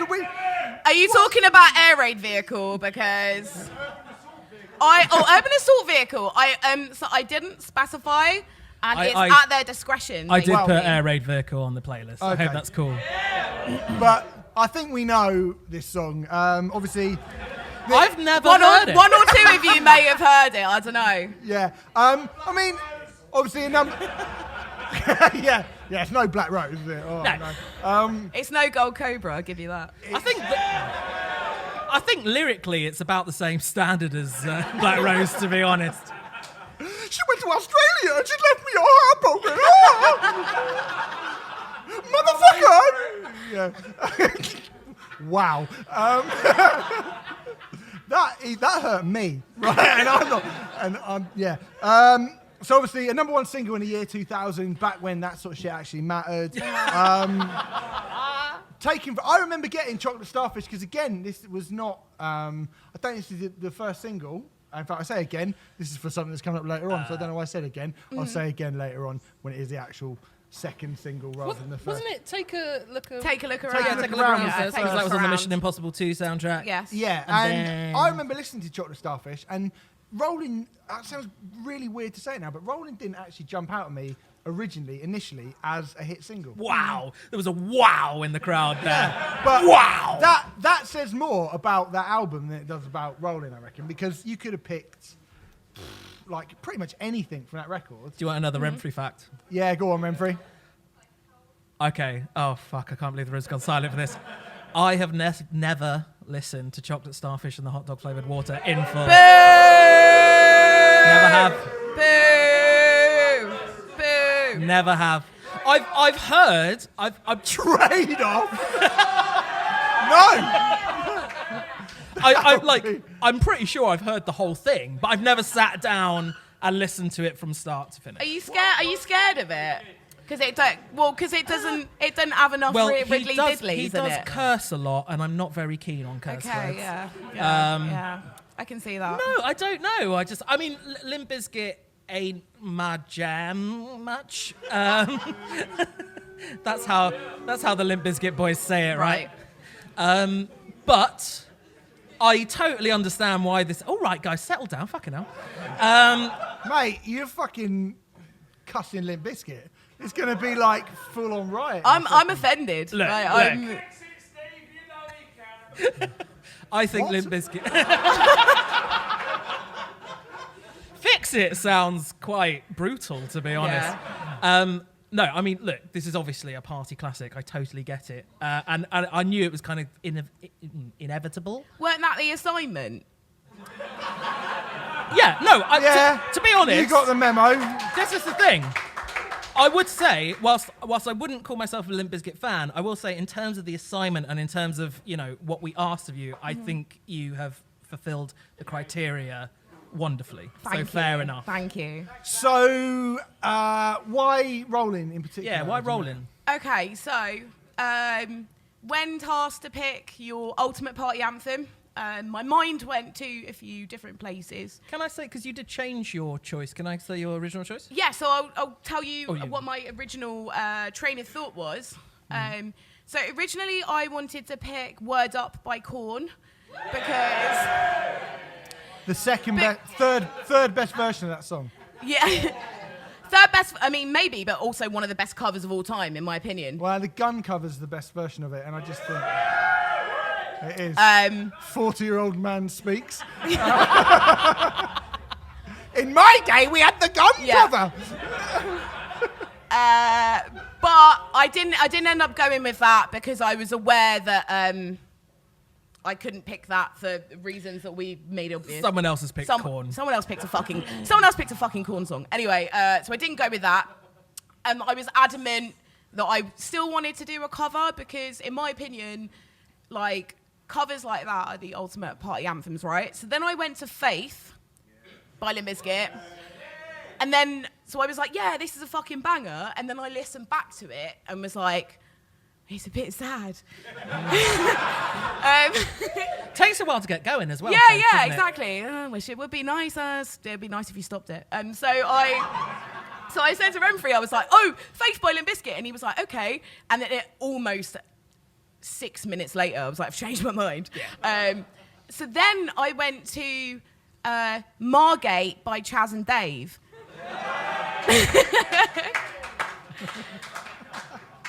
For reasons that I don't need to explain, because loads of you cheered, and Chaz and Dave are fucking sick. And then I remembered where we are, and I was like... Some of our other guests haven't remembered where we are, so it's fine. You haven't remembered where we are. Yeah. So then I thought about all of my requirements for an ultimate party banger. Firstly, that everyone knows the lyrics. Secondly, that it's got a fucking huge chorus. And thirdly, that it's got its own dance. Oh, yes. Yeah! And also, I grew up drinking, like, Turbo Shandies and Lambrinis, going to punk in Soho, and, like, nassing at the borderline. So, this is, like, 100% my ultimate party anthem. It's a fucking tune. Like, there's no getting away from it. I can't argue with it. I can't argue with it. And if any of you can look me in the eye and honestly tell me you haven't done the dance, yeah, you are lying to my face. Everybody has done it. Yeah. You might be wearing a fucking Neurosis t-shirt. Yeah. You might be like going, yeah, my favourite album is Spirit of Eden. Yeah. Midnight, rolling. Every one of you, definitely. I want every single one of you to like look me in the eye whilst you do the dance later, but obviously not all at once. Oh, we will all... It'd be fucking weird. We'll all But one at a time look me in the eye whilst you breathe in and breathe out. Hands up and hands down. As soon as we finish, that playlist is going on, and now everybody knows Rolling's on, you're going to see people getting a bit shifty towards the end of your song. They're like, oh, fuck, Rolling's coming on. They're going, nah, not me in my Gojira t-shirt. And Rolling. like, all right, partner, gotta keep on. And they'll go, fuck it, I'll keep rolling, right? Like, 100%. You're all going to do it, even you. Yeah, no, I will. But Rollin' is a very, compared to Big Things Do Remarkable, it's a very sad song, I would say. If you don't dance with me later, Remfry, I'm going to be fucking gutted. Oh, dance with you, it's fine. I'm just saying, very sad. So well done on being the obvious. album. Well done on everything. Yeah, thank you. And well done. My album or Limp Bizkit's album? Because I'm confused. No, yours. Oh, thanks. But I well done on prefer Limp your Bizkit. album to Limp Bizkit's album. That's wildly incorrect. Well, but how I really about that? appreciate Djamila, that. No, like, it's fine. 50% of Riot Act prefer your album to Limp Bizkit. You heard it here first. Take that, hold tight P. I'll write that one down. Thank you very much. Give it up for Djamila, everyone. With an excellent Thank you. Signature Broom Tap Room, who put us on today. This is a lovely venue. Is it not, right? It's a fucking great venue. And if you are in a band, and there are a few people here who are in a band, this would be a cool as fuck place to come and play, right? Yeah, I think so. Yeah? Yeah. If people are like, I'd like you to cheer a little bit louder than that, to be honest. Acoustic space, it's very good of them, and this would be a wicked place to put gigs on. Yeah. All right, now, look, we like this next guest, but I think this is going to be, if there is an aggro part of the show, this is it. Ladies and gentlemen, for now, be nice and give a nice warm welcome from Haggard Cat, Mr. Matt Reynolds. For now. That was quite nice. Hello, Matthew. How you doing, Matt? Yeah, I'm really good. Thanks, Steve. Yeah, Talking good. to the mic. There it is. No, you need Get to be a bit closer closer. than I that. can't be as relaxed as that. That was No, that's fine. I think that's probably fine. Matt, as long as they can't hear me, yeah? is there anything you'd like to say to the Dead Kennedys tour manager? While you're on the show. Good old Jerry from the Dead Kennedys tour management team. I'd like to tell him to get lost. Wow, what are you, 9? Big, strong words, right? Bum, thanks, mate. bum off, That's nice. pooey head. Oh, you big old rotter. Bore off. How was that? Should we we can cut this? Like, shall we talk about this? No, please do. Like, I want the world to know how much of an absolute Okay, right, all right. wicked man he is. So Not wicked good, wicked like it was about 50 years or so You're ago giving when out it the old went ad. 19th century insults here, aren't you, Matt? Well, So- I've had a gin, so now it sends me back 30 years at least. I flew out to see the Haggard Cat Boys in the Czech Republic, and there was the Dead Kennedys tour manager was well, there's no other word for it, a cunt, and he is a despicable human being, and basically your job as a tour manager is to be the first person there and the last person out, basically, and he would come to the venue with the Dead Kennedys, and they'd come like 15 minutes before they were due on stage. And as a result of this, there was one night, the night before I got there. Do you want to take over this story? Okay, so there's a lot of people here from bands, right? I know a lot of you. So the third night of the tour was going really well. The third night of the tour, they sent us on before doors actually happened without us knowing. Like, the tour manager sent a last minute email update round to all of the staff working the venue that night, and said, "Oh, Haggard Cat are going on at 7:30." And we'd got there and they would be like, "Oh, they're going on at." Everyone was asking us 8:30, and that's what we understood it to be. And then as soon as Jerry arrived, it suddenly became 7:30. I was like, oh, "Okay, fair enough. Changes happen. That's fair enough. We've only been here for 3 days. We're not to say that this guy's leading anything astray." We played the whole set to about 3 people, all of which were working behind the bar, and was like, but there were also people starting to queue outside the door from about 5 minutes towards the end of our set, and we thought, God, they must really hate us. They're queuing for us to finish. They're queuing for the end of this. And so that feels really weird, and we, if any of you don't know Haggard Cat, it's just me and Tom. So it's just us looking at each other, giving each other the eyes, and being like, "This is strange. This is odd. We're playing to a queue of people outside the door that are choosing not to come inside here."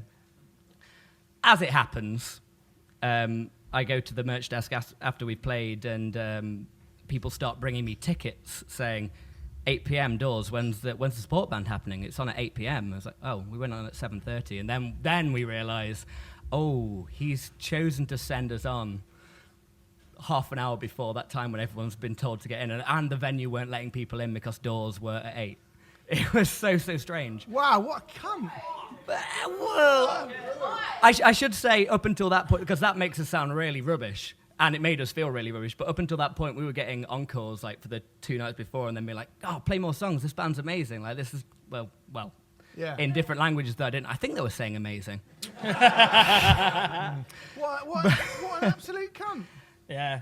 What a Speaking of rotter, absolute cunts, Steve. let's get on to your pick. You've picked "Let Me Entertain You" by Robbie Williams. Yeah, thanks. Live at Nebworth. The Nebworth version, very important. The Nebworth version. Now, I made some notes about this. This was taken from the live album Live at Nebworth, which was recorded over 3 nights, which is one more night than Oasis did, as that fucking prick used to tell everyone back in the noughties.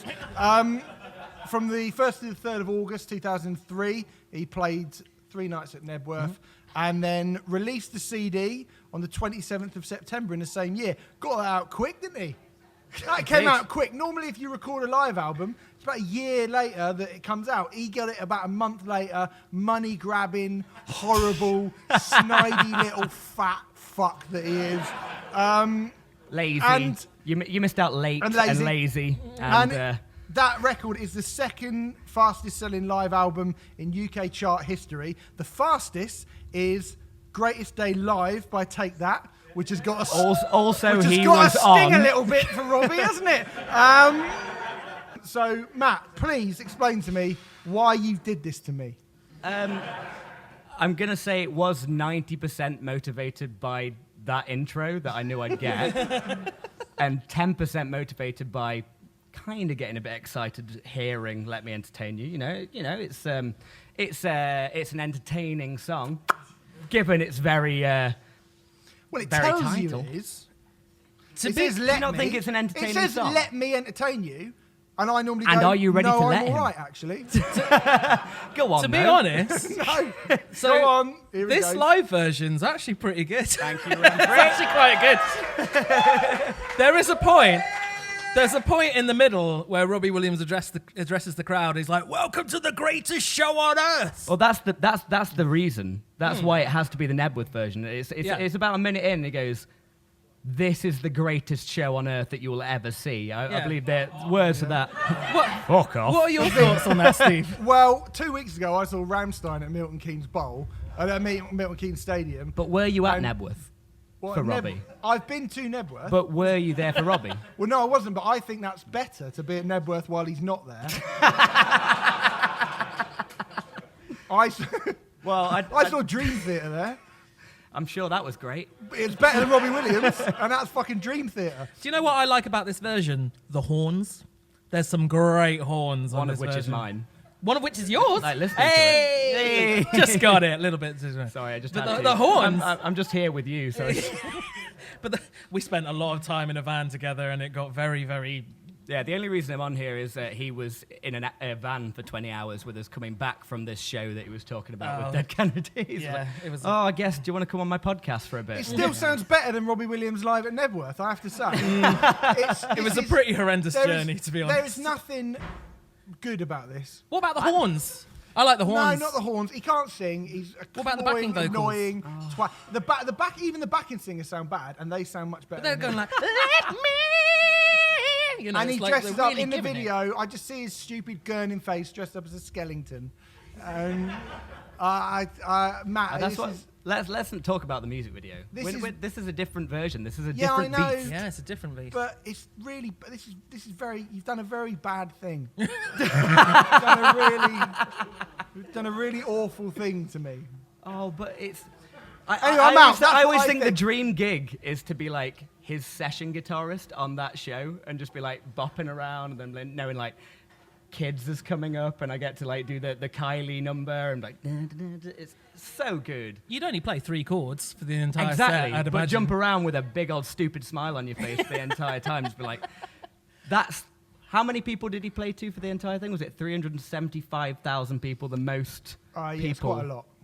Okay, so mean, imagine, we're playing to about imagine that being tonight. at a party of any size, and then another reason why I picked the Nebworth version, then hearing that crowd come over before any song starts. Like just the sound of that crowd. I on its found that own. depressing that many people are that stupid that they would pay actual money to go and watch the worst one in town. I'd rather go watch Howard Donald do his song. Honestly, he's the worst. Jason Orange was the worst one.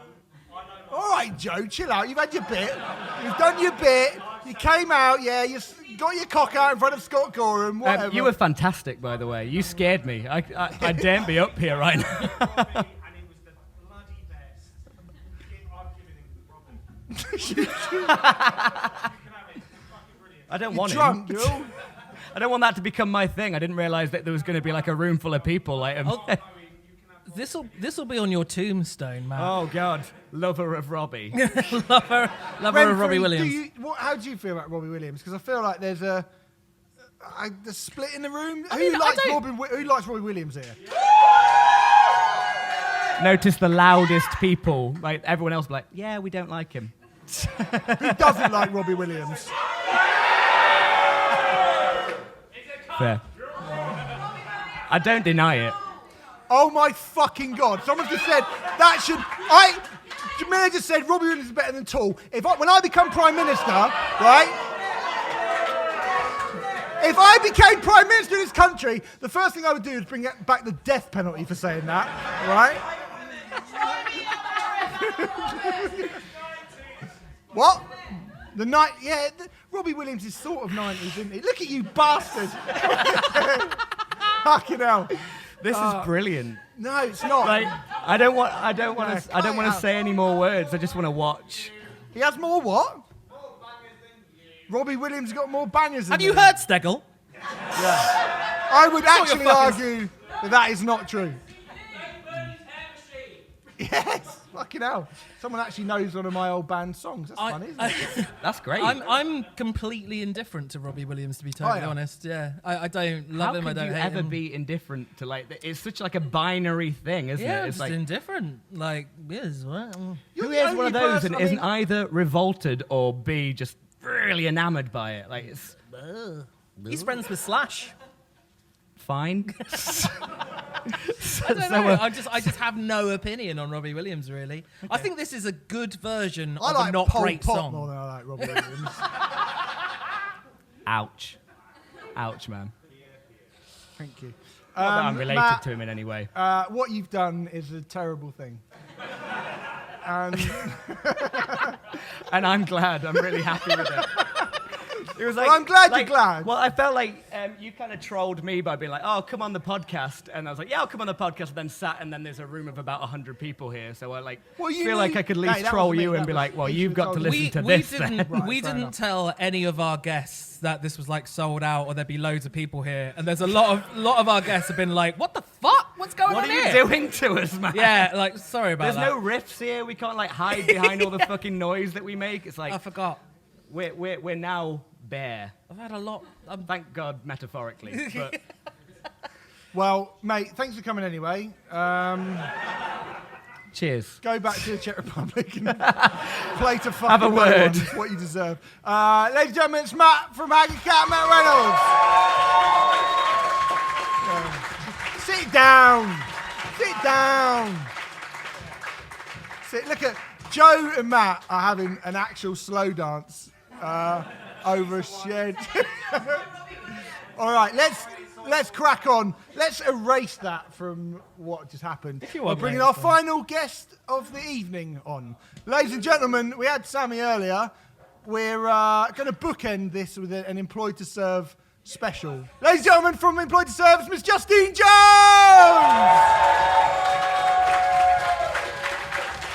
Coming all the way from the back. Like Winston. What are you playing?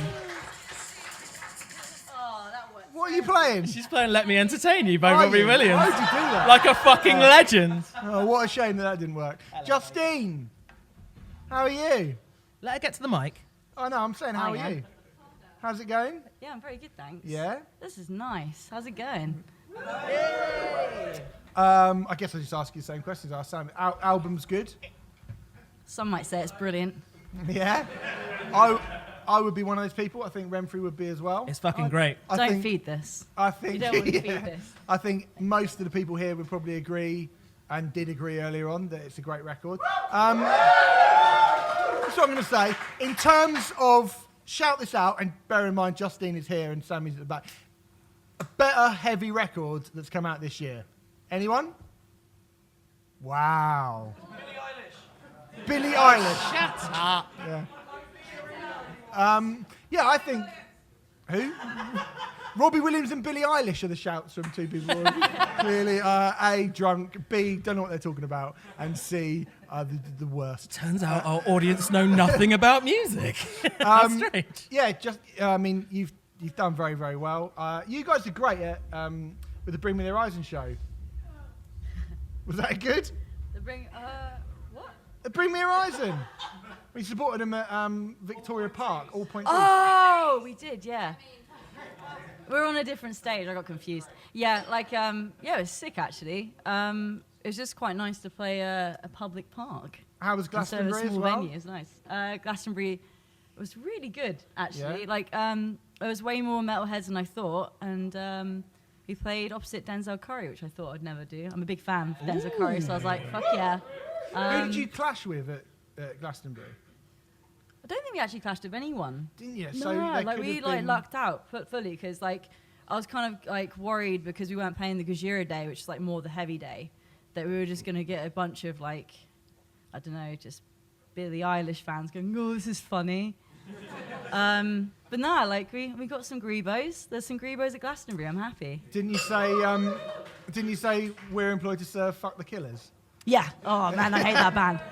Oh, every single so I don't know how old you all are, but I'm 27. So when I went to clubs at 18, every drunk lad would like go, I've been coming out of my cage and I've been doing just fine like my whole life. So I just hate that band so much. Yeah, they're bad. You've picked, somebody picked Korn. We already have established this.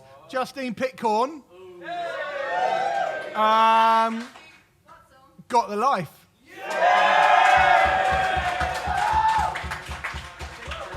So this song is the song that we put on in the Holy Raw office before we go out on a Friday night to a show, because it's the fucking greatest intro ever. Like that drum bit, like at the beginning, is just the best. And also, I got these lyrics prepared because I've had too many drinks. Is it rum diddy dum, rum diddy do? Yeah, I mean, I think that should be the title of your podcast. Dance with me, Rum diddy do. Dance with me, rum diddy do, rum bum dee dum dum dub dee do me. So there we go. It's like rumbity doo, rumbity doo, rumbity doo, rumbadum bum bum boo, rumbity boo. Fine! Fine! That's how you fucking do it. I love the boing. I love a Jonathan Davis boing. Boing. I love a Jonathan Davis boing. It's my favourite thing about Korn. You should chant it in like go force fed boing. That'd be fucking force fed. No, that's his thing now. I need to get my own thing. Girl! Doesn't really work with me, does it? That'd work. Follow the Leader is probably the album that turned Korn into global superstar rock stars, megastars. Remfry, Follow the Leader. Where does it sit in the pantheon of Korn albums? Do you know what? I think it's my favourite Korn album. Is it really? Yeah, Wow. yeah. I loved like the variety of it and the dynamics. It's the first time we've used that word on this show. Yeah, I fucking love that record. It's so it's just so diverse, and most Korn records, with the greatest of respect, have a couple of bangers on and then a lot of dross and I think the majority of Follow the Leader is great. Yeah, me too. So yeah, I It's fucking really love good. that record. It's a great. Follow the pick. Leader, Justine, where does it sit in the, if you're going to top 5 it?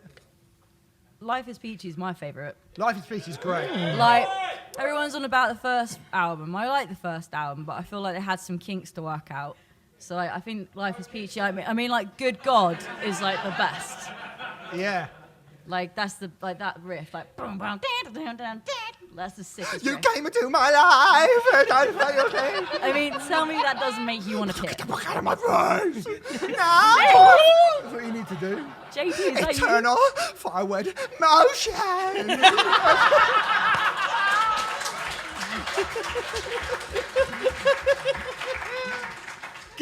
Get Jonathan Davis in your band, Sammy. Kick her out. Oh, yeah. No, imagine that, what I just did. It's good, wasn't it? Really good. Have you interviewed Johnny Davis? I have, yeah. Yeah, he's a laugh.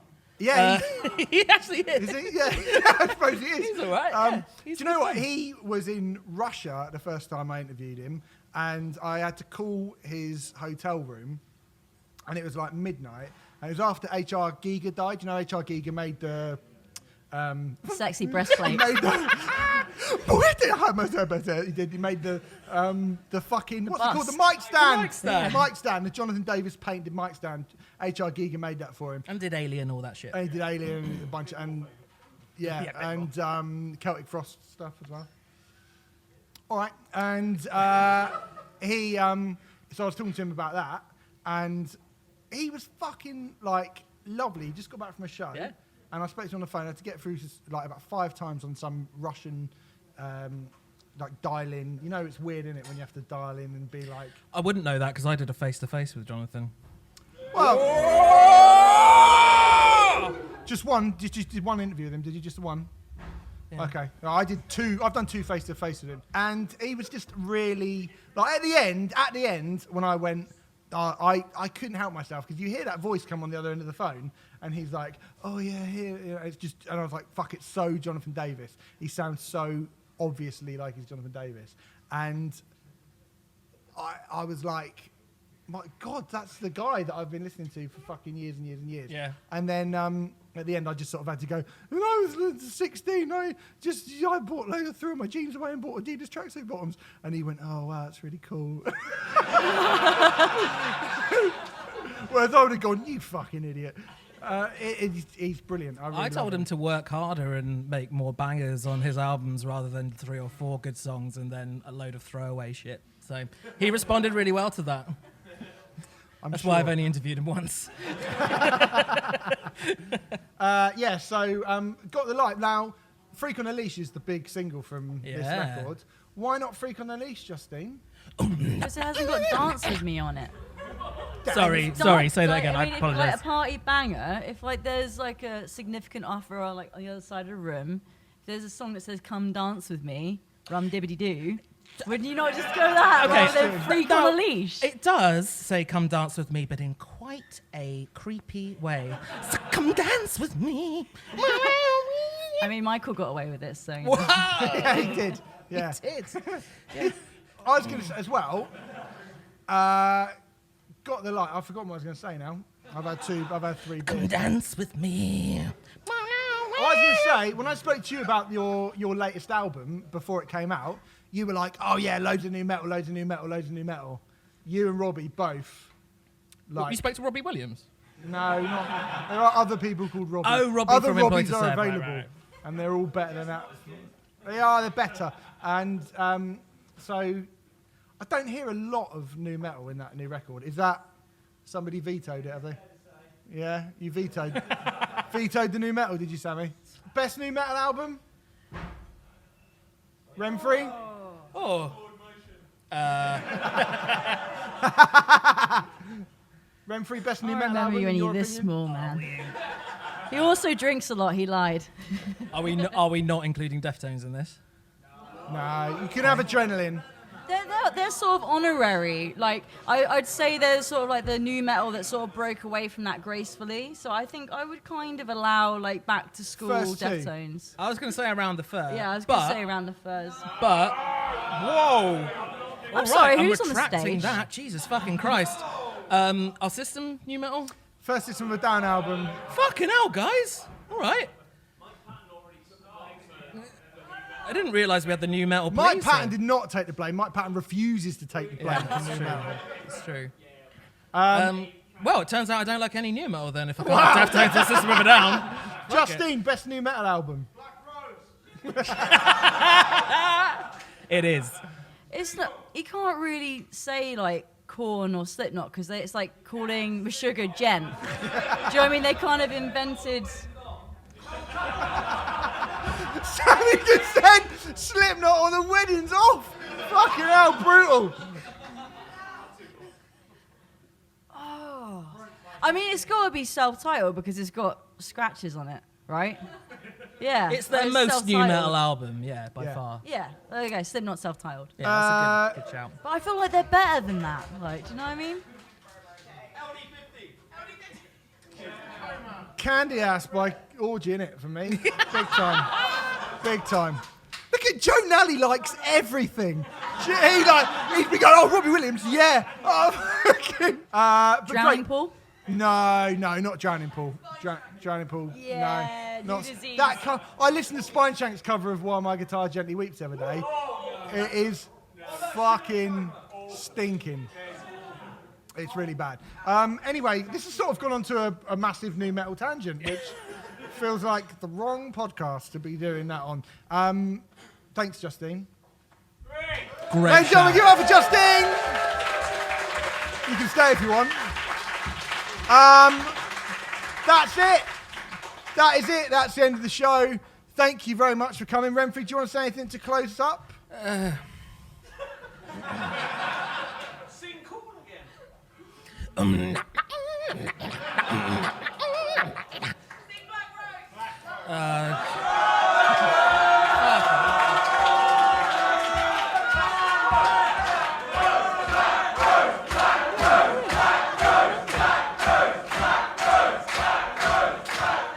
All right, I'll do it. Yeah, go on, Steve. You know it. Yeah. Do you really not remember your own song? No, I wrote it when I was 15. It's a really long time. I don't remember it.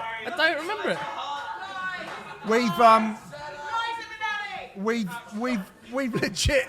Luckily for you, Remfry, we've gone 10 minminutes over. Yes, we have. So we have to end anyway.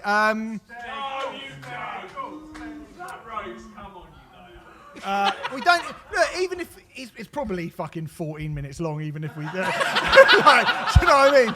Even if he could remember it, we don't have time. We just don't have time anyway. Just an instrumental. Probably. It's the happiest song I've ever heard. It fucking is. It's the happiest song. She I've broke ever my heard. heart. It wasn't happy. Yeah, I'm over it. I'm fine. He's over it. Thanks very much for coming, everyone. We really appreciate you coming. It's been very nice.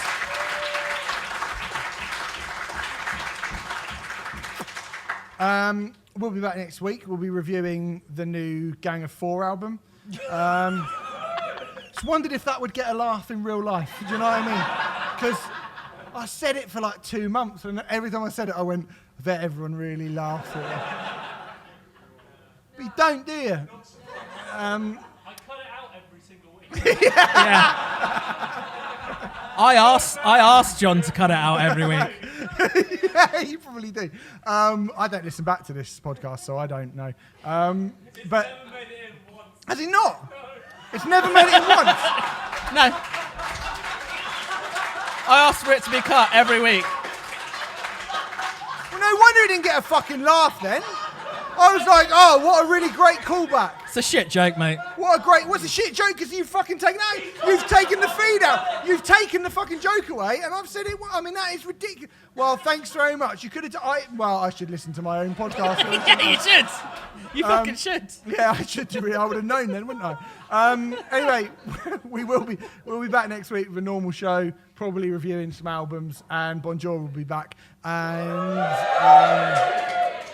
And do anything nice for the rest of the week, Remfry? What? Anything nice? Am I doing anything nice? Yeah. No. No, me neither, man. No, I'm not. Me neither. Should we say something sort of heartfelt at the end of this? Yes, look, this is a silly thing that we set up out of the ashes of something which I'm not going to go Even into. sillier. But the fact that when we put this show on, Steve's main thing with it was no one's going to come. And the fact that we have this sold out room, which is fucking insane. There are over 100 people here. I mean, sorry, over 100,000 people here.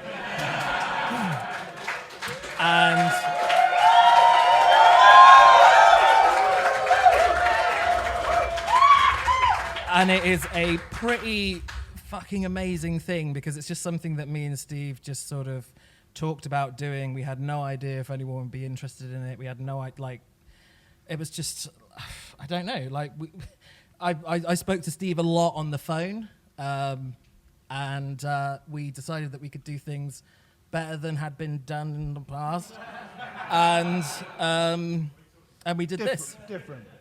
Different, yeah. And so it's fucking amazing that so many people actually care, and it's ridiculous. All we do is sit down and talk about music every week. That's all it is. And the fact that we can get 100 people to come to a show in London is fucking ridiculous. But it really means the world, so thank you very much.